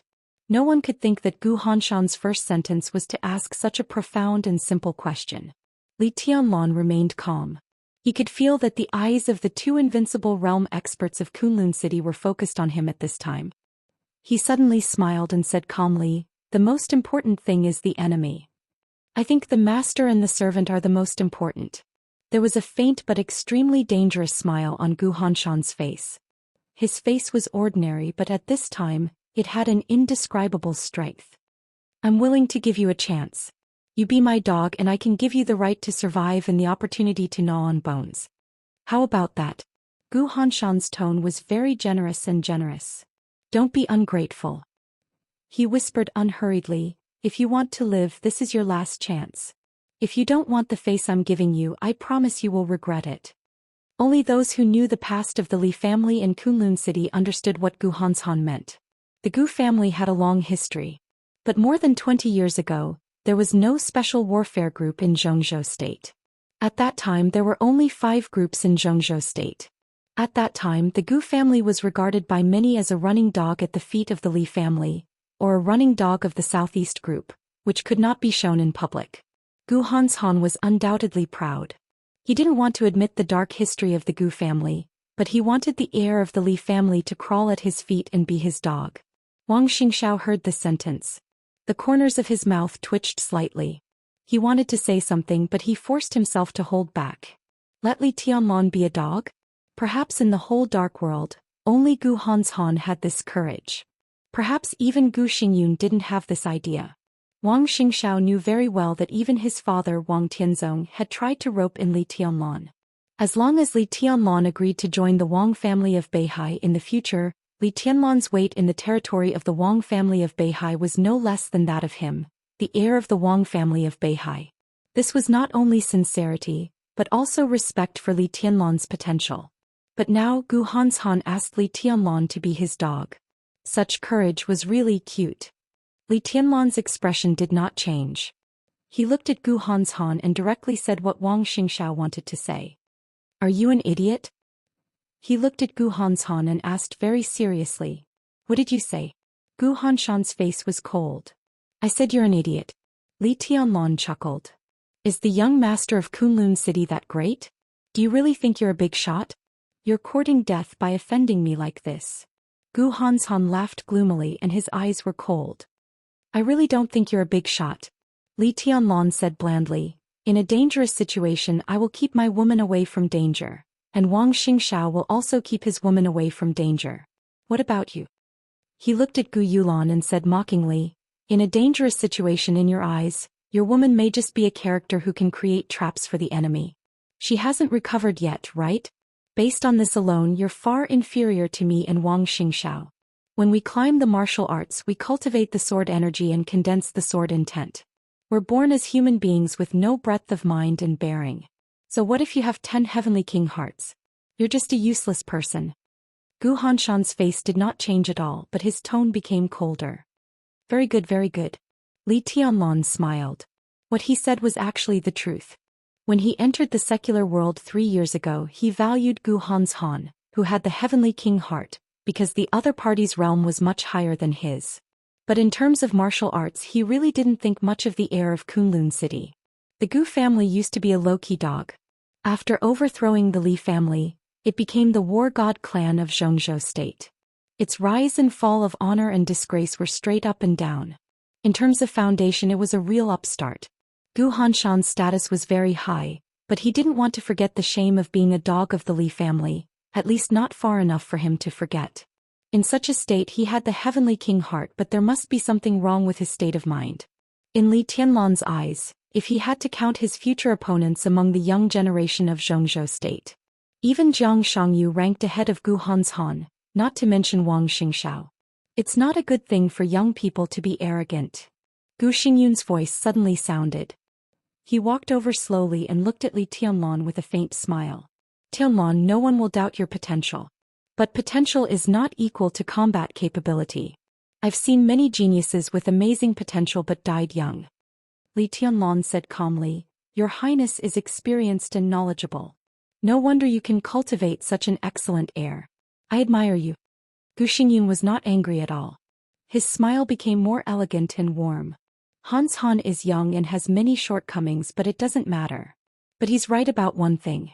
It's really important to know how to adapt to circumstances and appreciate favors. In this respect, you're not good enough. Do I have to be a dog for him if I do well? Li Tianlong laughed. He suddenly thought of something. I heard that a strong man once killed an invincible realm expert of Kunlun City for a dog? I don't know if it's true. Gu Xingyun's smile slowly faded. He looked at Li Tianlong and said expressionlessly, Tianlong, are you humiliating Kunlun City? I don't dare. Li Tianlong laughed. I just asked casually. I don't need you to remind me of anything in a strange way. Gu Xingyun said indifferently, the Gu family did live under someone else's roof, but it was just a necessary forbearance. The final winner was us. As for the Li family, no matter how glorious it was destroyed. He took a step closer to Li Tianlong and chuckled, but his voice was extremely cold. I can tell you clearly. As long as I'm alive, the Li family can't rise again. You don't want to be a dog? Very well, then be a non-entity for a lifetime. He paused, his voice getting lower and lower, and he chuckled. How is the old dog Li Honghe now? If Situ Xianxia hadn't stopped me, your grandfather would have died long ago. But it doesn't matter. Last time I let him fall from the invincible realm, which is equivalent to knocking out his dog teeth. When I recover, I'll go to Lin and again and break his dog legs. It's not difficult to kill him. Li Tianlong looked at Gu Xingyun quietly. There was no anger, no panic. There was only pure emotion in his eyes. I won't let it go. He suddenly laughed. In front of Gu Xingyun, he bent down and took off his shoes and socks. Chapter 357. Many people knew that Gu Xingyun had a mansion beyond many people's imagination on Winter Mountain, called the Purple Gold Pavilion, which was jokingly called the Huating branch of Kunlun City. There was no branch in Kunlun City. The name didn't sound official at all. In fact, it was the highest power center of the Special Warfare Agency of Zhongzhou State. The Special Warfare Headquarters in various regions of Zhongzhou State, the Special Operations Bureaus in various provinces, and the various secret service agencies that had no clear scope of responsibility but always played their role were all directly under Kunlun City. Therefore, Kunlun City didn't need the so-called branch. If there was a branch, it would be the Huating Special Operations Bureau. However, it was also well known that Gu Xingyun preferred the Purple Gold Pavilion. The Purple Gold Pavilion was located on the mountainside of Winter Mountain, covering an area of nearly 300 acres. There were only a few dozen villas built by famous masters scattered on the edge, surrounding the 6-story Purple Gold Pavilion in the center. In terms of feng shui, it was a standard blessed land for hiding wind, water, and gathering qi. The layers were clear and natural.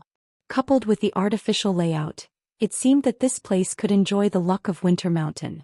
Gu Xingyun believed in fate, so every time he came to Huating, he would live in the Purple Gold Pavilion. Even when he held meetings and issued orders to the Southeast Special Warfare Agency, if he was in Huating, he would also set the meeting place here. This place was different from the turbulent Yuzhou and the snowy Kunlun. Standing here and looking at Huating, there was only an infinite expanse. Therefore, Gu Xingyun had always regarded the Purple Gold Pavilion as his own blessed land. It was already 10 o'clock in the evening when Gu Xingyun returned to the Purple Gold Pavilion from the Sky Academy. The Sky Academy held a banquet that was neither serious nor relaxing. After the banquet ended, Gu Xingyun went straight back to the Purple Gold Pavilion. Li Qingqing was sitting in the hall playing chess with herself. The soft crystal lamp in the hall was on. Under the light, the girl staring at the chessboard attentively was picturesque. Her beauty was like a spring rain. She wasn't violent or abrupt.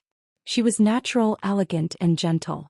She was usually imprinted in the depths of a person's soul without making a sound. Seeing Gu Xingyun coming in, Li Qingqing raised her head and subconsciously stood up and called, "Dad. Make 2 cups of tea." Gu Xingyun ordered calmly and casually sat on the sofa. Li Qingqing nodded meekly and turned to leave. Gu Qianchuan sat opposite to Gu Xingyun. He looked down at Li Qingqing's self-entertaining chess game and said with a smile, "Qingqing is very smart. In the next few years when you recuperate, carve it carefully. After a few years, it may not be worse than today's Xianxia. It should be promising in the future." Gu Xingyun was also looking at the chess game in front of him, but his mind was completely elsewhere. Kunlun City did not have the almost extravagant and endless resources of the Wang family of Beihai, so everyone in Kunlun City was working hard to enhance their strength. Moreover, Li Qingqing was not as favored as Wang Yuetong in the Wang family of Beihai, so her martial arts practice was very hard. Now, at the age of 20, she had entered the stabilization period of the fire-flaming realm with a solid foundation. With her talent, although she did not have the wind and thunder veins and the heavenly king heart, she still had a chance to enter the thunder-shocking realm within 3 or 4 years if she cultivated diligently.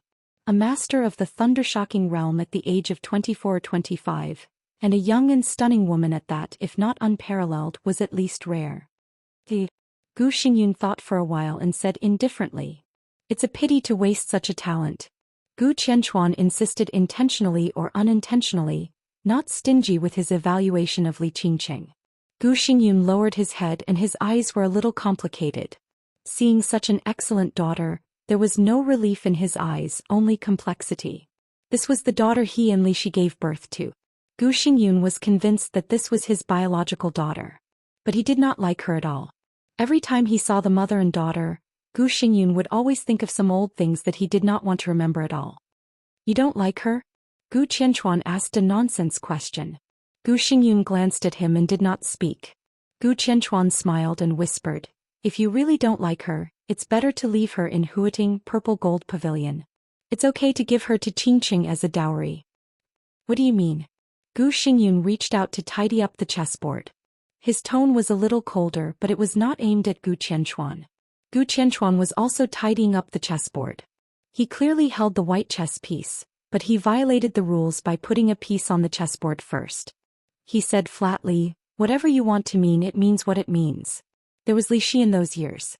Why can't there be Qingqing today? Our Phoenix Pavilion is prepared for Qingqing, isn't it? What are you hesitating for?" He chuckled, playing with the chess piece in his hand, and continued, "History will repeat and the past will be reincarnated. Throughout history, there are many examples of people losing their country because of women. Who can tell whether it is because of the sword or because of women that our Kunlun city can have today?" Snap. Gu Xingyun crushed several chess pieces in his hand without expression. His face was cold. Gu Qianchuan smiled. His relationship with Gu Xingyun had not been harmonious. Naturally, he did not care about Gu Xingyun's feelings. Moreover, Gu Xingyun was seriously injured, so he was not afraid that Gu Xingyun would suddenly attack him. The chess pieces slipped from Gu Xingyun's hand. Gu Qianchuan said flatly, "Just take it that you let me have a few glances." Gu Xingyun took a deep breath and slowly placed a chess piece. He said indifferently, "What's the use of Qingqing staying in Huiting? Li Tianlan? Li Tianlan can't survive this maneuver." Gu Qianchuan shook his head.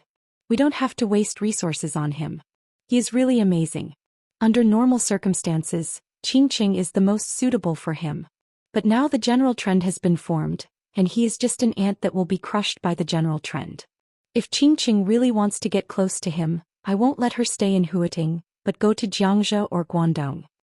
He raised his head, looked at Gu Xingyun, who was thoughtful, and said with a smile, "Huiting means a lot to the Wang family of Beihai." "The Wang family of Beihai. The Wang family of Beihai." Gu Xingyun raised his eyelids. "Wang Xingxiao. Wang Xingxiao." The hall suddenly quieted down. The silence was a little depressing. Gu Xingyun seemed to be hesitating and thinking. After a long time he placed a chess piece and slowly said, "It's not the right time. Let's wait for a few years." Gu Qianchuan slightly raised his eyebrows and did not understand Gu Xingyun's meaning for a while.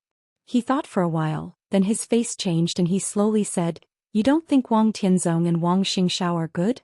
A few years was a delicate period which suddenly made him think of a lot. Before Gu Xingyun spoke, Gu Qianchuan had said quickly, "Is it because of Wang Qinglei? The internal problems of the Wang family of Beihai have been exposed more and more in recent years, mostly because of Wang Qinglei. Wang Qinglei does have a chance in the next session. Even if the Southeast group knows something, it is hard to get off. It can only push Wang Qinglei. Even Wang Tianzong does not dare to make fun of the foundation of the Southeast group, but..." He hesitated and finally said, "But even if Wang Qinglei is in that position, will Wang Tianzong lose? Who knows?" Gu Xingyun said indifferently, "At present the Wang family of Beihai has only exposed some problems, but it has not formed the sharpest opposition. There are just signs of things. Who can see it clearly? 3 years later, everything will probably become clear." Gu Gu Qianchuan was silent. The Wang family of Beihai seemed to be still powerful in recent years, but some internal contradictions accumulated were showing more and more obvious signs of losing control. The biggest reason was naturally Wang Qinglei. Wang Qinglei was now one of the members of the decision-making committee of Zhongzhou State and the top leader of Wuxia province. In the early years he was the governor of Wuxia province. After it was determined that he would serve as the top leader and enter the decision-making committee, some contradictions gradually began to surface. But no one knew whether Wang Tianzong was too confident, or the Southeast group trusted Wang Tianzong too much, or their own resources were a little tight. When these signs appeared, the Southeast group did not take it seriously and continued to push Wang Qinglei into the decision-making committee.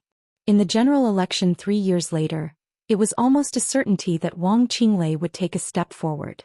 He was young and could really attack or retreat. If he made up his mind to be well prepared, even if he could not take a step forward, it was not a big problem for him to enter the center from Wuxia.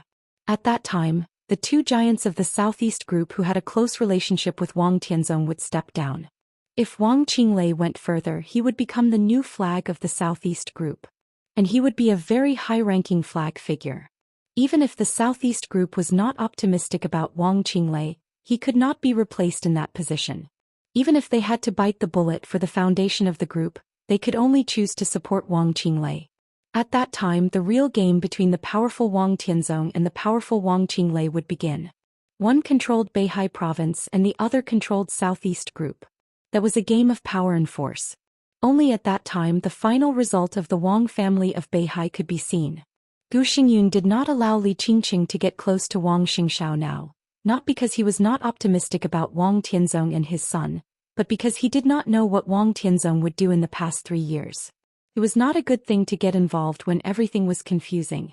The internal problem of the Wang family of Beihai is one aspect. Gu Xingyun said, on the other hand, I am injured and Qingqing must be by my side. You leave her alone in Huading? You're really bold.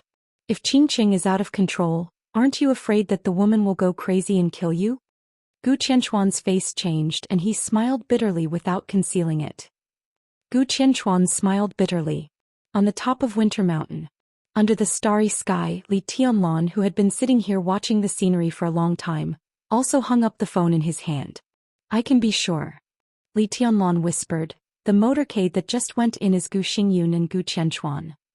Have you really decided? Lin Yuxian sat next to Li Tianlan. Even though he knew Li Tianlan's purpose, he still felt a little strange. It's not a decision. Li Tianlan smiled and said, I told Gu Xingyun that I would not let go of what happened last time. I don't know whether he listened to me or not. Lin Yuxian's mouth twitched and he said with difficulty, I guess he would never expect that you would be here now. I didn't expect it myself. Li Tianlan laughed and whispered, since I came back many people have asked me how strong I am now. It's hard for me to answer this question. Li Tianlan chuckled and said, because I don't know myself. Tonight is an opportunity to see how strong I am. I might as well try. He pointed to the foot of the mountain. The purple gold pavilion at the foot of the mountain was dimly lit. I'll go and have a look, he said. Lin Yuxian did not speak or stop him. Li Tianlan slowly went down the mountain alone. He was dressed in white and stepped on the ground barefooted. Behind him was the starry view of the entire Winter Mountain. In the night, the man in white moved straight ahead. In Lin Yuxian's sight, Li Tianlan's figure became more and more illusory, but his footsteps became more and more powerful. The top of Winter Mountain was full of starry sky. Lin Yuxian watched quietly and his eyes gradually became dignified. Under the starry sky on the top of the mountain, Li Tianlan's figure became completely illusory in his sight. His whole person seemed to be completely integrated into the starry sky, as if he had completely disappeared, but also as if he was everywhere. Between reality and illusory, only his footsteps were still firm and steady. Chapter 358. The more important a thing is, the more you can't make a decision in a hurry. It's not a bad thing to be steady and slow down. Gu Xingyun played with the chess piece in his hand and said thoughtfully. He was not a talkative person, especially a person who did not like to preach. In the eyes of Zhongzhou State people, Gu Xingyun had always been an elegant and wise character. He was silent most of the time, but as long as he spoke, others often had no room to refute. Such silence was undoubtedly more powerful and more awe-inspiring than the so-called torrent of words. But it seemed that this injury had changed Gu Xingyun's mind. Recently he had been with Gu Qianchuan. When they chatted, Gu Xingyun talked more and more. Gu Qianchuan knew what this meant. He also knew that Gu Xingyun did not like him, but he knew that Gu Xingyun could only trust himself now. He liked Li Shi, but he did not dare to trust Li Shi. In the entire Kunlun city he was the only one with great strength in the same position as him in the general direction. Gu Xingyun did not want to see Kunlun city decline. Gu Qianchuan did not want to either. This was the bottom line. All contradictions were insignificant in the face of the bottom line. Therefore Gu Xingyun talked so much in the past few days, which was equivalent to teaching him how to take charge of Kunlun city in a very gentle way. Gu Qianchuan did not dislike this. For the sensitivity of power, Gu Xingyun was indeed much better than him. He nodded and waited for Gu Xingyun to go on. The internal crisis of the Wang family of Beihai is great, and it is an opportunity for everyone. At present the major groups in Zhongzhou state seem to be quiet, but they must have made preparations in secret. Kunlun city is not suitable to move, but it is not suitable to stay still. For us the Li family is the fat meat in our mouth. After the final maneuver is over and Li Tianlan dies, I must rest and recuperate. During this period of recuperation, it is a good opportunity for Kunlun city. Gu Xingyun slowly put down a chess piece on the chessboard. His eyes flickered under the light, with the brilliance of countless conspiracies and thoughts. What should I do? Gu Qianchuan asked for advice seriously. Li Qingqing came over with 2 cups of tea. She placed the tea in front of the two of them. She sat in front of the coffee table and watched the two of them play chess. Her eyes were lively, but her temperament was quiet and gentle. Gu Xingyun glanced at her and said softly, "There is a change in Snow Country." Gu Qianchuan raised his eyebrows and said in a deep voice, "It's more than a change. It's a great change." The internal strife of the Polar Ground Alliance had lasted for 3 years, and now it was completely out of control. In the past 2 months, 3 powerful families in Eastern Europe had been destroyed, all of which were the backbone of the Polar Ground Alliance. 2 of them came from Snow Country. In the Dark World, which was already in chaos, all the major forces were like sharks that had smelled the smell of blood. They were all concentrating their strength on Snow Country. If there were no accidents, when the Polar Ground Alliance completely collapsed, Snow Country would also become the decisive battlefield of all the major dark forces. All he lacked now was an opportunity. "The matters of the Snow Empire have nothing to do with you," Gu Xingyun said flatly. "The final battle is unlikely to happen in these days. At least it will happen after the final maneuver. When Li Tianlan dies, the Li family is bound to fall into chaos. The Samsara Palace would also be affected. No one knew what Qin Weibai would do, but this might become an opportunity for the final battle. At that time, when everyone's attention is diverted, you can go to Wuxia to contact Wang Qinglei, show some attitude and take the opportunity to completely destroy the Li family." He took a sip of tea and said softly, "Xianxia is an area beyond his power. As long as we support him, he is likely to use Xianxia as a favor. Battle of Snow Kingdom too far, too big, let them fight. I only want to take into account the immediate benefits. As long as we successfully take down Xianxia, we will make a profit no matter what." Jiangsu and Zhujiang, Gu Qianchuan pondered and said, "It is not difficult to destroy the Li family, but it is not so easy to take Xianxia. Wu Jingmin has great influence and Zhou Yuanshan has entered Xianxia. The giant group. The giant group is nothing to worry about." Gu Xingyun shook his head. "The military has agreed to the final maneuver plan. Dongqing Rushi has officially abstained today, which is clear enough." "This is..." Gu Qianchuan raised his eyebrows. "You mean Dongqing Wudi has given up on Li Tianlan? Is it surprising?" Gu Xingyun's tone was a little surprised. If the military wants to forcibly interfere with the final maneuver of the Sky Academy, the price they need to pay is likely to be the control of the Border Control Corps. Hundreds of thousands of troops for Li Tianlan? Is Li Tianlan so valuable? Why? Gu Qianchuan's eyes lit up, getting brighter and brighter. If Dongqing Wudi gave up on Li Tianlan, the Li family would be destroyed and Xianxia was not necessary for Zhou Yuanshan to stay. Vaguely it seemed that the situation was really good. What if Dongqing Wudi didn't give up on Li Tianlan? Or Li Tianlan won the final maneuver? Li Qingqing suddenly said. Her voice was very light and tender. She was definitely a girl who could make anyone feel comfortable. She was light, delicate, charming and youthful, but there was no sharpness or aggressiveness. Gu Xingyun was stunned. Then he shook his head and said calmly, "It doesn't make sense. Not to mention that he can't win. Even if he can go against the natural order in the end, he can't walk out of the Sky Academy." His eyes were a little playful. "Qianquan, even if you don't take action, Wang Tianzong will kill him. In Zhongzhou state no one can really stop the Wang family of Beihai.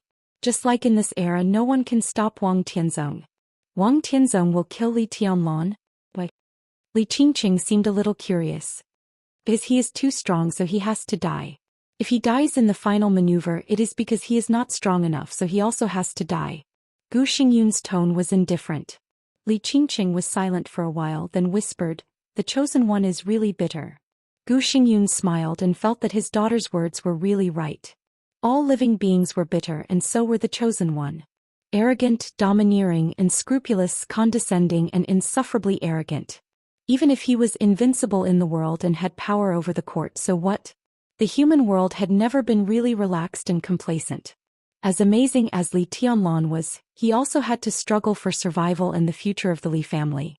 As powerful as Wang Xingxiao was, he also had to face the next fierce game of the Wang family of Beihai. As calm as Gu Hanshan was, he was bound to be targeted by Gu Qianquan during the time he had to recuperate. His life would not be much better. As low-key as Jiang Shangyu, didn't he also endure and stay dormant, planning and fighting for the Jiang family to go to a higher level? The more dazzling, the lonelier, the more bitter. What a pity. Gu Xingyun whispered to himself. If Li Tianlan is really willing to bow his head, Kunlun City may give him a way to live, provided that he is really willing to bow his head. He glanced at Li Qingqing. With Li Tianlan's aptitude, if he was really willing to bow his head to Kunlun City, he was even willing to marry his daughter, who was destined to have infinite glory in the future. Such a talent was definitely worth any force to win over at a high price. Gu Qianquan sneered, and a trace of disgust flashed in his eyes. "I think he is really confident to think that he is invincible among the young generation. In the team maneuver he actually wants to go alone. He is arrogant and ignorant. Does he really think he can win? It should be." Gu Xingyun nodded and said, "His confidence is not fake." Gu Qianquan was even more unhappy. He frowned and said gloomily, "Since he wants to die, we don't have to be polite. The Li family is doomed. If we don't kill him, aren't we going against the natural order?" Gu Xingyun did not speak. He suddenly thought of the end of today's symposium. When Li Tianlan left the conference room, he bent over and took off his shoes. At that time, Gu Xingyun felt that this action was absurd. Now that he thought about it, he still felt that it was absurd. What did he mean by taking off his shoes when he left today? Gu Qianquan shook his head. He did not care about that young nonentity at all.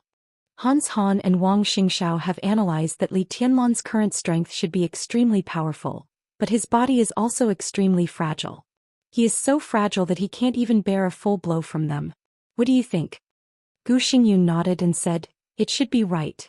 The time for him to recultivate is too short. If he wants to reach this level in 3 years, it must be the most extreme way. Giving up defense and pursuing absolute combat power is the only feasible way. Only he has wind and thunder veins can bear this way." Gu Qianquan said yes and reached for the teacup. Pa! There was a soft sound next to the chessboard. Gu Qianquan's hand had not touched the teacup, but the teacup was torn by an invisible force. The cracks spread from the bottom of the cup and the tea overflowed and soaked the chessboard. Everyone was stunned. Gu Xingyun, who had been calm, suddenly narrowed his eyes and reached out to stop Gu Qianquan from speaking. His attention was completely focused in an instant. A subtle sound sounded outside the purple gold pavilion. It was very small, but in Gu Xingyun's ears it was so huge. The sound of thumping sounded rhythmically. It was very slow but extremely powerful. That was the sound of heartbeat. Everyone could hear this loud yet soft heartbeat. The heartbeat was neither fast nor slow. It was getting closer and closer, but from beginning to end the frequency did not change at all. Another soft sound sounded with the heartbeat. That sound seemed to come from a very far place. It was as if someone was walking lightly across the grass. It was very soft, but the soft footsteps reverberated throughout the entire world. It directly passed through the impregnable purple gold pavilion and fell into the ears of the few of them. Gu Xingyun and Gu Qianchuan looked at each other and saw the seriousness in each other's eyes. The footsteps and the heartbeat sounded at the same time, getting closer and closer. Li Qingqing's face was pale and then it became pale. Unconsciously, her heartbeat seemed to be completely synchronized with the heartbeat outside the door. It pulsed at the same time. The heartbeat was slow and powerful, but it was extremely depressed. Li Qingqing even felt that her breathing became difficult in the heartbeat. Puff. A mouthful of blood sprayed from her mouth. She looked at Gu Xingyun and Gu Qianchuan in panic, her eyes full of fear. Gu Qianchuan's body slowly tightened. The light of the purple gold pavilion was extinguished in a flash. The void appeared silently and enveloped him, Gu Xingyun and Li Qingqing. However, the heartbeat outside the door continued to sound in the void where there should be no sound. It was slow and rhythmic. The voice had become very weak, but in the void where no sound should exist, it was like a clap of thunder. Gu Qianchuan's face suddenly changed. Bang! After the heartbeat, light and gentle footsteps stepped on the ground. The footsteps, which were usually ignored by everyone, filled the world. As the foot landed outside the door, the sturdy 6-story building of the purple gold pavilion trembled. This was not the sword intent. It was not the momentum. It was the absolute power that was as majestic as the sea, enough to tear mountains and rivers and break the void. Go and see, Gu Xingyun suddenly said. His strength was greatly reduced. In the void around Gu Qianchuan, his voice was hard and hurried. Gu Qianchuan stood up and walked to the door with Gu Xingyun. At this time he did not dare to let Gu Xingyun leave his side. He put his hand on the door handle, pressed the button, and slowly pushed open the alloy door of the capital pavilion, which was nearly 2 meters thick and 5 or 6 meters high. The night sky outside the purple gold pavilion was dimly illuminated by the lights. The sound of water flowing in the huge pool in front of the door was gentle, but the rockery in the water was slightly shaking with the never-ending footsteps. Gu Xingyun raised his head and looked into the distance. In the distant night sky, about 100 meters away, a thin but tall figure was walking over unhurriedly. His figure was getting closer and closer. Gu Xingyun saw that he wore an expressionless metal mask on his face. He was dressed in white and walked barefoot. But the heaven and earth of the purple gold pavilion seemed to tremble as he moved forward. The loud heartbeat kept ringing, and the power was like a wild wolf, sweeping in all directions. Gu Xingyun's pupils suddenly contracted and he looked ridiculous. The metal mask obviously could not cover anything. The other party obviously did not intend to use this mask to cover anything. Li Tianlan, who they thought could only play hard with the young generation and probably could not beat them, appeared alone in the blink of an eye in front of the 2 invincible realm experts of Kunlun. Gu Xingyun's heart was in turmoil, but he forced himself to calm down and said coldly, "What are you doing here?" Li Tianlan wore a mask. Gu Xingyun did not call out his identity. For Kunlun City this was definitely an opportunity. "I'm here to see how many dog teeth and legs you have." Li Tianlan's voice was soft, but the eyes behind the mask were full of evil and dangerous light. He did not tell Gu Xingyun. Only when he stepped on the ground with his bare feet could he completely feel the heavy power that belonged to this world. Bang! The heartbeat sounded again. Then it completely disappeared. There was no more nonsense. Li Tianlan lowered his body slightly. He strode forward. A white line suddenly appeared in the deep night sky, cutting through the darkness. The white line turned into a curtain in an instant.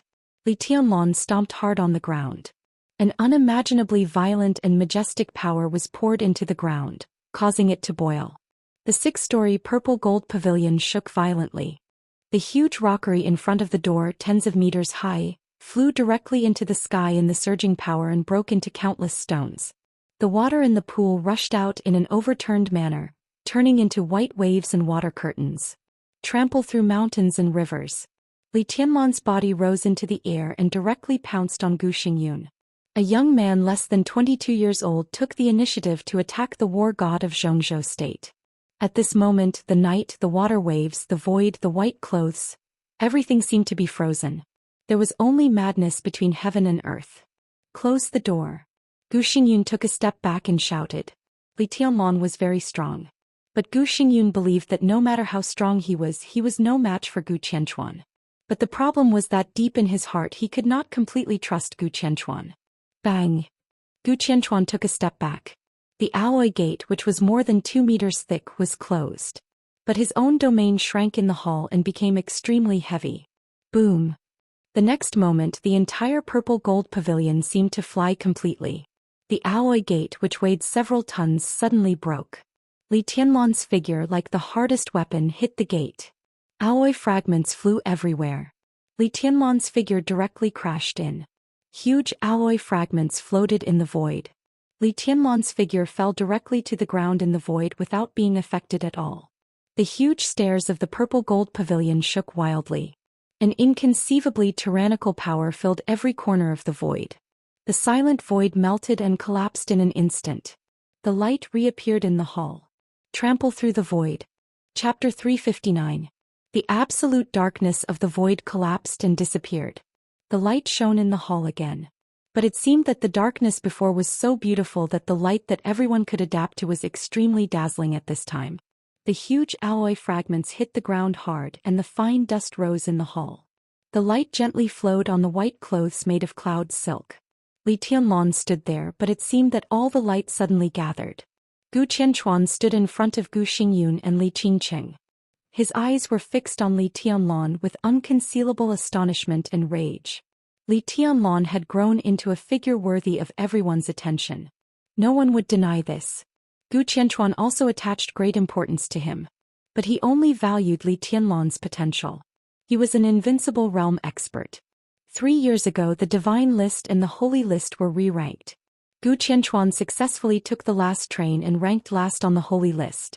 Although Li Tianlan was now 9th on the Divine List, everyone knew that it was a special case. Gu Qianchuan could be sure that Li Tianlan's future would be terrible, but the future was the future. At least now, Li Tianlan, who was not in the invincible realm, was just an ant in his eyes. He did not expect that Li Tianlan would appear here tonight. Gu Xingyun did not expect it either. They were just discussing Li Tianlan's life and death. When they felt that the general trend was settled, Li Tianlan came to them alone. The loud beating of the heart and the soft footsteps had completely disappeared. Li Tianlan stood in front of them. In Gu Qianchuan's perception, Li Tianlan had become a ball of light that tore his own domain. He was so real but illusory and unpredictable. "Are you in the invincible realm?" Gu Qianchuan's voice was hoarse and insidious. His heart kept sinking and falling to the bottom. The invincible realm was above the 4 realms of martial arts. In the dark world it was still a mysterious domain. Even an invincible realm expert could hardly guide others on how to break through this realm. Too many people were stuck in the half-step invincible realm and could not move forward. To enter the domain of the invincible realm, in addition to talent, luck was needed. At present, the most reliable saying was that the peak of the thundershocking realm in the 4 realms of martial arts was basically infinitely close to the physical limit of the human body. Half-step invincible realm was the real limit. If one wanted to surpass the limit and enter the invincible realm, he needed to temper his essence, qi and spirit to the peak at the peak of his body. Only when the limit was sublimated would one be invincible. But even if they were invincible, there was still a difference in strength. As strong as Wang Tianzong was, he entered the invincible realm 3 years later than Li Guangtu. But as soon as he entered the invincible realm, his combat capability was close to the peak of the Divine List. As for Gu Qianchuan, even though he entered the invincible realm by luck and practiced hard for several years, he barely entered the Holy List. If one's physique, potential, willpower and talent could be compensated in the 4 realms of martial arts, then once one entered the invincible realm, the gap in these aspects would be large enough to make one desperate. It was like the gap between Wang Tianzong, who ranked first on the Divine List, and Gu Qianchuan, who ranked last on the Holy List. No one doubted his potential. If he entered the invincible realm with his potential, Gu Qianchuan would not even bother to escape. Not to mention him, even Gu Xingyun at his peak was not necessarily his opponent. But if he was really in the invincible realm, why did he have to endure until today? Gu Qianchuan stared at Li Tianlan without blinking. His body gradually tensed up, and the thick darkness and silence once again gathered around him. But the light in the hall was always shining. The void and the light merged with each other, and the whole hall seemed to become pure black and white. The world became an illusory background of black and white. Li Tianlan's figure was incomparably vivid and real. Yes and no. Li Tianlan answered Gu Qianchuan's question. He was telling the truth. After the great breakthrough he had the dragon vein and the majestic fate. This time, Li Tianlan recultivated the martial arts that was completely different from the four realms of martial arts. But no matter how different it was, his goal was still the invincible realm. His body, willpower and sword intent, in terms of condensation, had completely surpassed the half-step invincible realm and could be compared with the invincible realm. But there was still a big gap between his overall combat capability and the real invincible realm. In short, the quality of his martial arts had officially entered the gate of the invincible realm, but the quantity was still far from it. So now he could be regarded as invincible, but he was not really invincible. Gu Qianchuan was a little relieved. Li Tianlan had shifted his gaze and stared at Gu Xingyun. There was undisguised killing intent in his eyes. At today's forum, Li Tianlan carefully felt Gu Xingyun's injury several times. He confirmed that Gu Xingyun's injury was extremely serious, which was the main reason why he came tonight. Gu Qianchuan was extremely strong, but only extremely strong. Li Tianlan was sure that Gu Xingyun's injury was his best chance to kill Gu Xingyun in the next few years. If he could succeed tonight, the special warfare group would be leaderless and in a mess, and the rise of the Li family would be right around the corner. Tianlan, are you courting death? Gu Xingyun looked at Li Tianlan with sharp eyes. His voice was still gentle and even his address was very intimate. Li Tianlan smiled and nodded gently. Yes. This was his third sentence tonight. It was also the last sentence. The almost frozen black and white color in the hall suddenly broke in an instant. Li Tianlan took a step forward. A large number of shadows suddenly appeared in the huge and luxurious hall. Li Tianlan was bare-handed, but his whole body was like an invincible divine weapon. He clenched one hand and punched Gu Qianchuan. The light on his body suddenly became extremely dazzling and his hard arm tore the space. Wherever Li Tianlan passed, darkness and light alternated. The vast power drove his arm and his body. He seemed to be pulled by a violent force and appeared in front of Gu Qianchuan in an instant. A storm appeared out of thin air in the hall. The luxurious handmade sofa, the sturdy white marble tea table, the precious sandalwood tables and chairs, and the scarlet carpet were all broken into ashes in the crazy storm. The entire purple-gold pavilion was disappearing. Only Li Tianlan was left in Gu Qianchuan's sight. The wind was biting cold. He narrowed his eyes tightly. The moment the white clothes appeared in front of him, Gu Qianchuan suddenly raised his palm. Bang! A wave of air visible to the naked eye suddenly appeared in the hall. Li Tianlan smashed his fist into Gu Qianchuan's palm. When their fists and palms collided, a large area of twisted space was completely shattered. The turbulent airwaves rushed straight into the sky.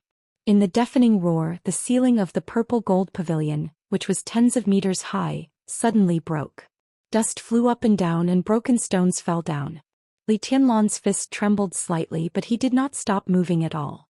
Smooth, swift and natural, but with a kind of hearty violence. He withdrew his fist and lifted his knee. Li Tianlan raised one leg and hit Gu Qianchuan's abdomen with his knee. Gu Qianchuan suddenly roared and pressed his hands down with all his strength, holding down Li Tianlan's blow. His body rose into the sky with Li Tianlan's incredible strength. Gu Qianchuan's eyes were in a trance, and his arms were also trembling slightly.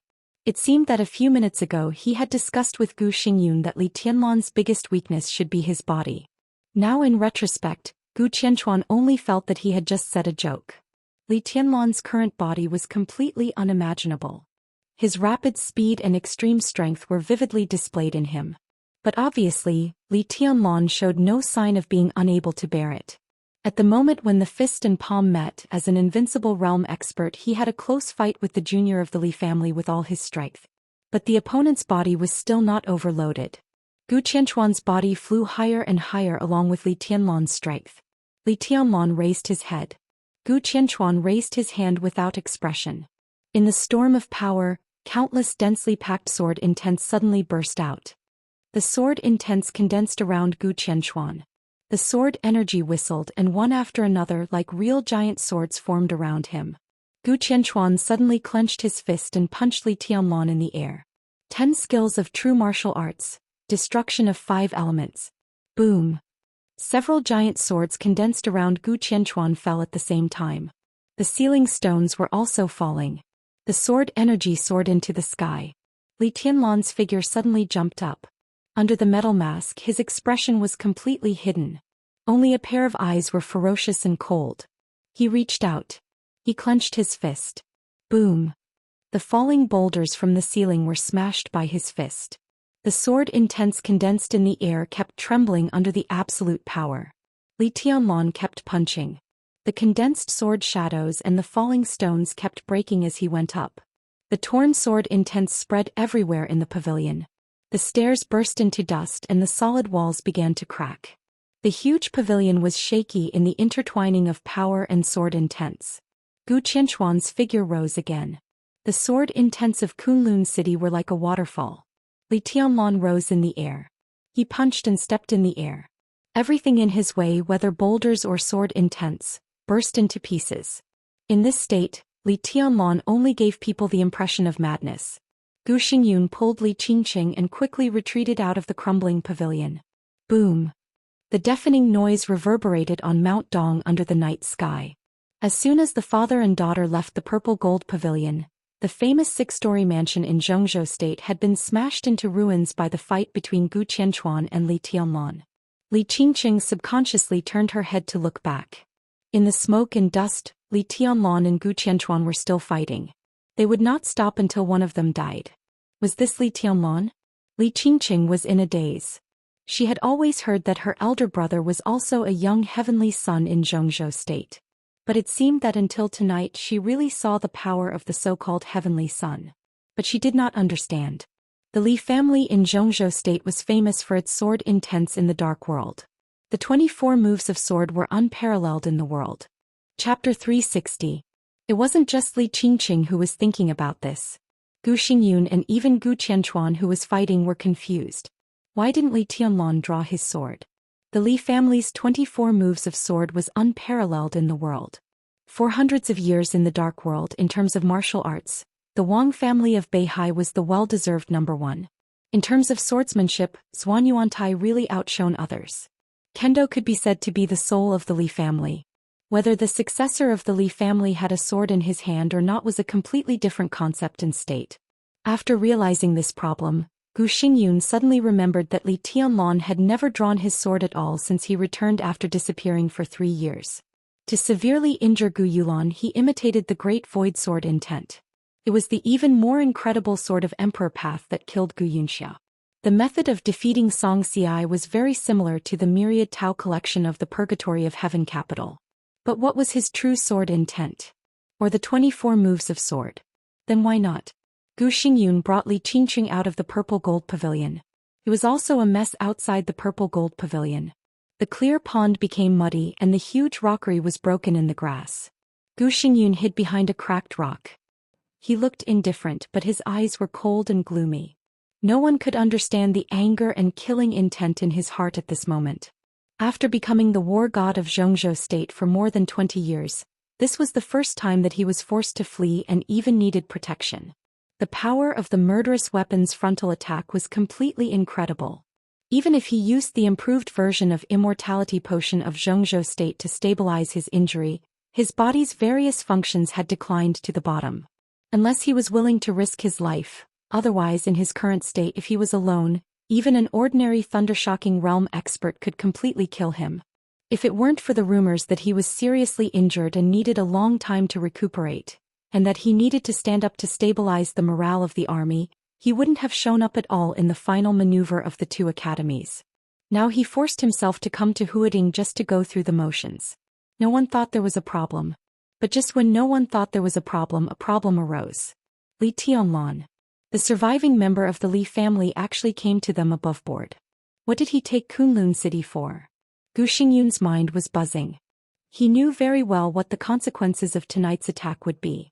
For Li Tianlan, as long as he was alive, there would be no consequences. Gu Xingyun was the war god of Zhongzhou State, and Gu Qianchuan was also an invincible realm expert on the holy list. Moreover, he was the helmsman of Kunlun City that Gu Xingyun promoted during his recovery. If they couldn't keep Li Tianlan here tonight, Kunlun City would never disclose this matter. Once the news was leaked, it would prove that Gu Xingyun was seriously injured and Gu Qianchuan was not strong enough. At that time, where would the dignity of Kunlun City be?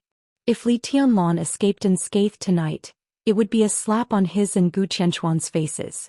Not only could they not say anything, but they had to endure it. The most important thing was that if they couldn't keep Li Tianlan tonight and something unexpected happened in the final maneuver, how powerful would Li Tianlan be when he recovered from his injury a few years later? Would he really become an invincible realm expert? The purple gold pavilion shook violently in front of Gu Xingyun and Li Qingqing. Countless cracks appeared on the sturdy walls from the inside to the outside. It looked extremely ugly, as if the beauty had been broken. After controlling Kunlun City for more than 20 years, Gu Xingyun felt genuine fear for the first time. Qianchuan, kill him. At any cost. Gu Xingyun suddenly stood up and roared in a voice that was close to a roar. Boom. The entire purple gold pavilion was blasted into pieces by the tremendous power and the majestic sword intent. The roof, the foundation, and the stairs of the 6-story luxurious building seemed to explode at the same time. Rubble flew everywhere, smoke and dust filled the sky, and the surging sword intent swept across the night sky. Storms, frost, flames, and thunderbolts filled every inch of the space. It was the killing intent that spread out after the domain formed by the 10th unique domain was torn apart with indomitable determination. The deep night turned into a world of light in an instant. Wind, frost, lightning, and fire surged everywhere, destroying everything like a storm. In the center of the storm, a mournful blood light rose. The red color was extremely brilliant in the chaotic and trance light. The snow-like white clothes fell from midair like a meteor, completely out of control, and smashed into the pool. The waves splashed. The waves on the surface of the water shook for a moment and then suddenly calmed down. Li Tianlan emerged from the water, getting higher and higher. He stepped on the water and straightened his body. His white clothes made of cloud silk had countless folds, and his waist was completely cut open. Blood flowed down his waist and soon dyed his thighs red. Li Tianlan moved his neck, expressionless, and walked on the water. Gu Qianchuan's figure reappeared in front of Gu Xingyun. Wind, frost, lightning, and fire flickered around him. But this time, instead of forming a domain, they all turned into gloomy and sharp sword intent all over the sky. He held a black dagger in his hand and blood was dripping from the blade. He looked at Li Tianlan quietly, his eyes full of indifference. You go first. Gu Qianchuan said calmly. He had already tried his best. The sword just now seemed to hurt Li Tianlan, but he did not dare to be careless. Because Li Tianlan had never drawn his sword. In the short fight just now, Gu Qianchuan had roughly figured out Li Tianlan's strength. The essence of Li Tianlan's strength was the real invincible realm, but his own accumulation was far from enough. He had enough quality but not enough quantity. By the standard of the ordinary invincible realm, Li Tianlan was at most equivalent to half or even 1/3 of the ordinary invincible realm. But 1/3 of the invincible realm was also the invincible realm. In this state, Li Tianlan's short-term outbreak was definitely not inferior to the weakest invincible realm. He was not invincible realm, but he already had the quality of the invincible realm. There were few such examples in the Dark World, but there were always some amazing figures who could do it. In the past 3 years in the Dark World, there were 3 people who could do it, and all of them were from Zhengzhou State. Such figures could not be called invincible realm experts for the time being, but they had paved the way to enter the invincible realm, so they were called the combat capability of the invincible realm. Tribulation 3 years ago. Dijiang of the Wang family of Beihai in the past 3 years. And Li Tianlan who returned 3 years later. It was all the same. Gu Qianchuan suddenly felt lucky that 3 years had passed. If he had not entered the holy list 3 years ago, he might have been defeated by Li Tianlan today. In Li Tianlan's current state, Gu Qianchuan was confident that he could firmly suppress him. The sword stroke just now was proof. But if such a figure went crazy, Gu Qianchuan also had concerns. At least he could not be sure that he could absolutely guarantee Gu Xingyun's safety. Because Li Tianlan had never drawn his sword. After 3 years, Li Tianlan had never shown his own sword intent. Gu Qianchuan was almost sure. Li Tianlan's sword intent was no longer the 24 moves of sword. Although the 24 moves of sword was strong, it was not worth hiding. There was no doubt that he hid his sword to deal with Gu Xingyun at the most critical moment. As long as Gu Xingyun left first, he could really kill Gu Qianchuan freely. Are you sure? Gu Xingyun asked. Gu Qianchuan thought, how could I be sure? I still don't know how strong the sword intent of this little monster is. The waves in the pool fell down and calmed down in an instant. Li Tianlan began to speed up. His white clothes were stained with blood, but his speed did not slow down. He was extremely fast and light. In a trance he was like a breeze. 30%. The corner of Gu Qianchuan's mouth twitched.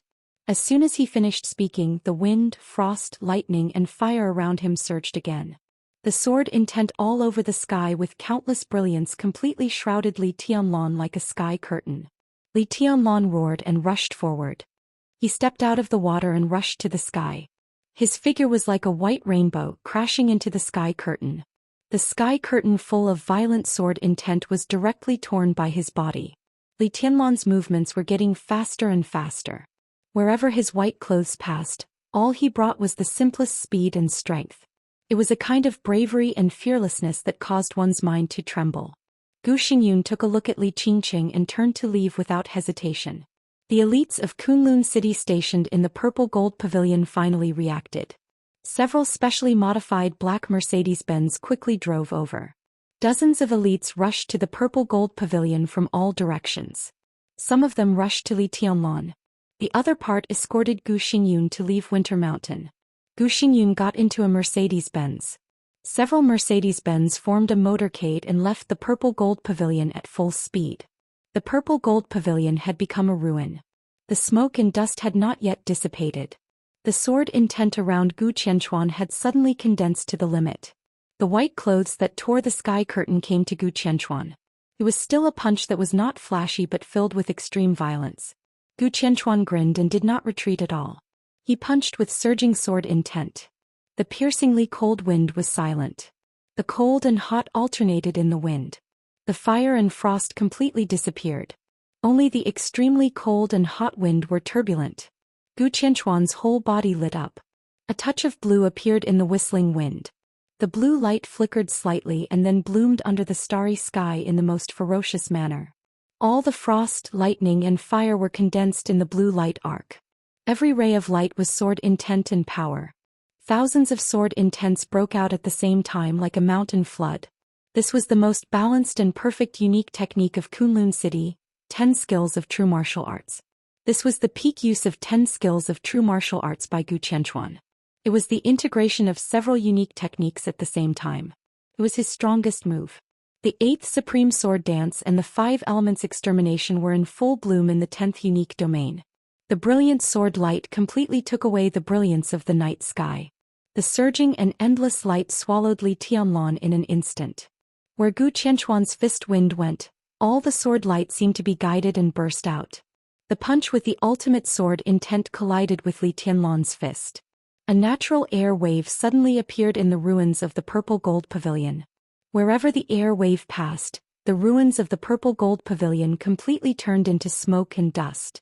Li Tianlan's white clothes were completely broken and he was covered in blood. The surging sword light completely wrapped him. His body was completely out of balance and he was blasted into the distance. Gu Qianchuan's figure staggered and took a deep breath. He was unable to chase in a short time. He did not look upset but only a sneer. The place where Li Tianlan landed was where the elites of Kunlun City gathered in the Purple Gold Pavilion. There were nearly 20 people. 1 was in the Thundershocking realm, 5 were in the Fire-Flaming realm, and the others were at least in the Ice-Condensing realm. This kind of strength was indeed ordinary. But the most desirable place of Kunlun City's martial arts was the sword formation. The unique technique could form a sword formation. The 20 elites could naturally form a formation. Li Tianlan's figure fell and the place where the elites of Kunlun City gathered lit up with fire. Gu Qianchuan took a deep breath and rushed over without hesitation. Li Tianlan wanted to kill Gu Xingyun. Tonight was an opportunity. Kunlun City wanted to kill Li Tianlan. In this situation it was also an opportunity. The best opportunity. The 20 elites of Kunlun City gathered in one place. Frost and flames shone above Li Tianlan. The thunder-shocking realm expert at the forefront was all blue. The blue electric arc blended into the fire and disappeared in an instant. All the icicles and coldness merged into the fire and disappeared in an instant. In the crowd, only the fire was fiercely moving and burning the sky. All the sword intent of Gu Qianchuan completely disappeared after the outbreak. Li Tianlan's figure fell into the fire. The fire burned and twisted the air. His figure became a little blurred. Gu Qianchuan's cold eyes showed a hint of a smile, and the sword intent rose again. No matter how exquisite the sword formation formed by 20 elites was, it was difficult to threaten Li Tianlan, even if he was seriously injured. But the sword body formed by 20 elite cannon fodder was enough to make Li Tianlan's injury more serious. Gu Qianchuan could be sure that with such a serious injury, Li Tianlan would die tonight. Li Tianlan's body completely fell into the fire. Crack. There was a slight crisp sound in the night. It was like the sound of metal colliding. It was also like the long sword was unsheathed. The sound was very light, but it was so slight. In a trance, Gu Qianchuan heard Li Tianlan's gentle, weak but extremely loud heartbeat. The long sword was unsheathed. The smile on his face suddenly froze. The sword light in the purple-gold pavilion dissipated, the starry sky dimmed and the fire disappeared. Everything happened in the blink of an eye without any strange phenomenon. Gu Qianchuan did not react at all. Not far away, the sword formation formed by the elites of Kunlun City had suddenly dissipated without a trace. There was really no trace. Along with the fire, the 20 elites of Kunlun City also dissipated. There was no blood, no screams, and even no dust. The fire, the crowd, and everything seemed to have never existed. In an instant they became complete nothingness. The ruins suddenly became incomparably quiet. The world was quiet. Gu Qianchuan stood stiffly in place. He looked at the scene in front of him incredulously and even blinked. This feeling was like a dream. The fire that symbolized Li Tianlan's death disappeared. The elites of Kunlun City disappeared and Li Tianlan also disappeared. What sword intent was this? Was it sword intent? Gu Qianchuan was suddenly shocked. It was not until this time that he realized something. Li Tianlan disappeared. He was not here and he was not dead. Where could he go? Gu Qianchuan's scalp was completely numb in an instant. His heart was cold and numb. He was definitely stronger than Li Tianlan. But when he had the upper hand, he did not watch Li Tianlan. Li Tianlan got rid of him and disappeared. How could Gu Xingyun survive? He was crazy, stupid, and panicked. Gu Qianchuan's mind was in a mess for a moment and he was even at a loss. Gu Xingyun must not die. At the very least he could not die now. That was why he and Gu Xingyun could trust each other. Gu Xingyun, who was seriously injured, still ranked 5th on the divine list. He had enough strength to match the title of the war god of Zhongzhou state. It was extremely important for Kunlun City. If Gu Xingyun died, Gu Qianchuan could not defend Kunlun City at all. He must not die. Gu Qianchuan, who was extremely confused, suddenly turned around and was about to rush in the direction of Gu Xingyun's retreat at all costs. A drop of blood fell in front of him. Gu Qianchuan was stunned and a little confused. Another drop of blood fell. I am injured? He thought blankly. Why don't I remember? In a mess he saw the third drop of blood. Gu Qianchuan's body shook violently and he completely reacted. He did not know that he was injured, so he was naturally not injured. This blood was not his. Li Tianlan. Li Tianlan. Gu Qianchuan suddenly raised his head. A silver light suddenly appeared in the starry night sky. It was the most brilliant silver that Gu Qianchuan had ever seen in his life. It was gorgeous, vivid, dreamy, but with indescribable fierceness. The silver light sprinkled down like stars falling one after another. There was a hand with a silver bracelet above Gu Qianchuan. The silver bracelet had completely unfolded at this time and turned into a long sword. Falling stars. The bloody palm held the hilt of the long sword. The silver light was so brilliant and so illusory. The moment Gu Qianchuan raised his head, the falling star's sword suddenly stabbed down. There was no wind, thunder, lightning, or fire. Even the air did not have the slightest change. The silver light gathered. The falling stars stabbed straight. A sword was a sword. A pure sword, a real sword, an illusory sword. A sword was a sword without any superfluous meaning. Wherever the swift and fierce sword light passed, there was no sound. There was only destruction left. This sword was so perfect. Gu Qianchuan, who was anxious and confused, did not have the slightest defense. The silver sword light was getting closer and closer. Gu Qianchuan suddenly let out the most miserable scream in his life. The silent and empty void domain instantly rose. The next second, The silver light almost pierced the void without any stagnation and continued to fall silently. The bloody light in the sky rose, solidified and floated in the torn void. In the crazy scream, the power of the invincible realm on Mount Dong broke out completely. The endless light covered everything. An arm flew directly into the sky in the bloody rain. Blood spilled. Gu Qianchuan no longer cared about Gu Xingyun. Without hesitation he fled in the opposite direction of Gu Xingyun. His arm rushed for a distance in the air and then floated in the broken void. The silver sword light slowly converged. The sword intent swept over and the void disappeared. Gu Qianchuan's arm also disappeared completely as if it had never existed. The white shadow full of blood flashed in the air. Without hesitation, it directly rushed in the direction of Gu Xingyun's departure. Li Tianlan did not know how strong he was, but he knew very well that if it was a life-and-death fight he would not be Gu Qianchuan's opponent. Even if Gu Qianchuan was the last on the holy list he could not win. This was a very obvious matter. So he did not hide anything at all and directly told Lin Yuxian his thoughts. After 3 years of great achievements and returning to Zhongzhou state, Li Tianlan's biggest trump card was the sword intent that he had never shown to the world. The most intangible sword intent. This was also the core of this plan. When Gu Xingyun came to Huading he took Gu Qianchuan with him, which was equivalent to taking the core protection force of Kunlun city. Li Tianlan wanted to kill Gu Xingyun. He was not Gu Qianchuan's opponent, but he thought that he was not far from Gu Qianchuan. So he and Lin Yuxian appeared on Mount Dong. The plan was actually very simple. Li Tianlan was sure that as long as he gave Gu Qianchuan enough pressure, Gu Xingyun would definitely retreat alone according to his character. This was not only because of Gu Xingyun's caution. At the same time it was also because Li Tianlan was absolutely sure of his value. The more powerful he was, the more Kunlun city wanted to kill him. As long as he vaguely showed the strength to compete with Gu Qianchuan, Gu Xingyun would definitely let Gu Qianchuan attack him at all costs. He retreated first not only for the sake of safety, but also for the finishing work after his death. So Li Tianlan never drew his sword from beginning to end, even if he was seriously injured. He wanted Gu Xingyun to retreat alone when he showed his strength. At the same time he was reluctant to give up this opportunity to leave Gu Qianchuan to kill him. As soon as Gu Xingyun left he began to draw his sword.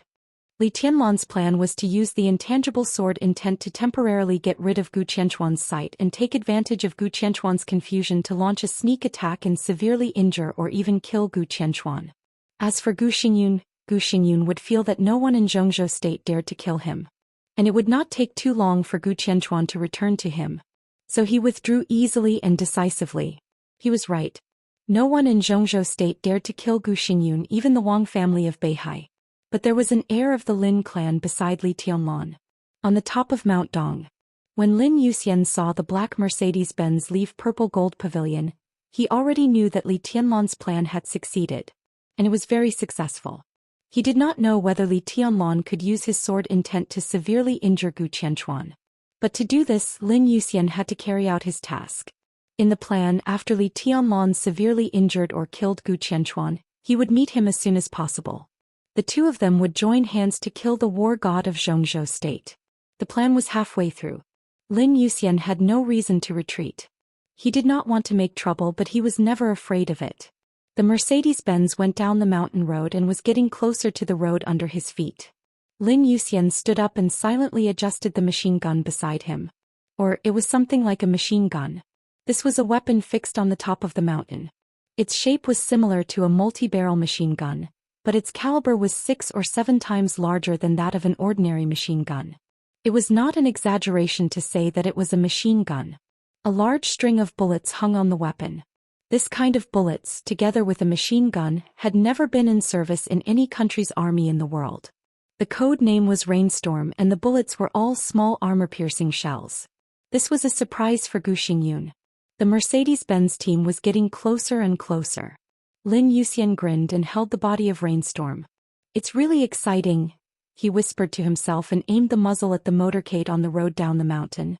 At a distance of nearly 800 meters he fired directly. There was a sudden thunder on the top of Mount Dong. The dazzling and horrible nightmare-like tongue of fire swallowed wildly. Hundreds of small armor-piercing shells rushed out of the muzzle and poured out almost crazily. Rainstorm fired at the top of the mountain. For a time, the violent gunshots almost filled the entire Mount Dong. Da-da-da.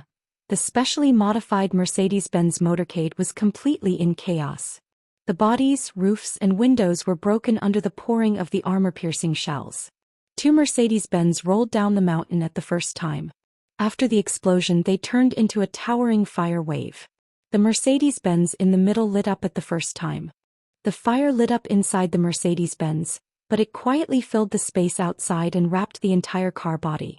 Rainstorm was still pouring wildly. Countless bullets were melted by the fire, and a small number of bullets hit the specially modified Mercedes-Benz. The Mercedes-Benz was bumpy, but it still accelerated forward. "It's a little interesting," Lin Yuxian said with a smile and smashed the rainstorm in his hand, which was about to run out of bullets. He began to stride along the top of the mountain. 1 car and 1 person were completely parallel on the top of the mountain and the road. The Mercedes-Benz was getting faster and faster. Lin Yuxian stretched his body and took a step forward. Then he jumped directly from the top of the mountain, which was hundreds of meters high. The Mercedes-Benz was surrounded by fire. Lin Yuxian's body lit up with lightning. His figure jumped from the top of the mountain and landed directly on the roof of the car with a bang. The body of the Mercedes-Benz was almost completely deformed under the impact of the distance, but it still rushed forward without stopping. Lin Yuxian sneered and directly pulled out a soft sword from his waist. The soft sword was completely straight as steel in the trembling. Lin Yuxian inserted the sword into the roof of the car. Vaguely, a woman's scream came from the car below. Lin Yuxian inserted the sword into the roof of the car to fix his position. He leaned forward and smashed the thick bulletproof glass with a bang. His hand went straight down from the windshield and held the steering wheel. Hard. Crack. The Mercedes-Benz continued to rush forward at a speed of more than 120 kilometers per hour, but Lin Yuxian directly pulled the steering wheel off. The car tilted on the mountain road and hit the car next to it at a super high speed. The whole car exploded in the violent collision. In the fire, Gu Xingyun, who was covered in blood, escaped from the Mercedes-Benz with Li Qingqing.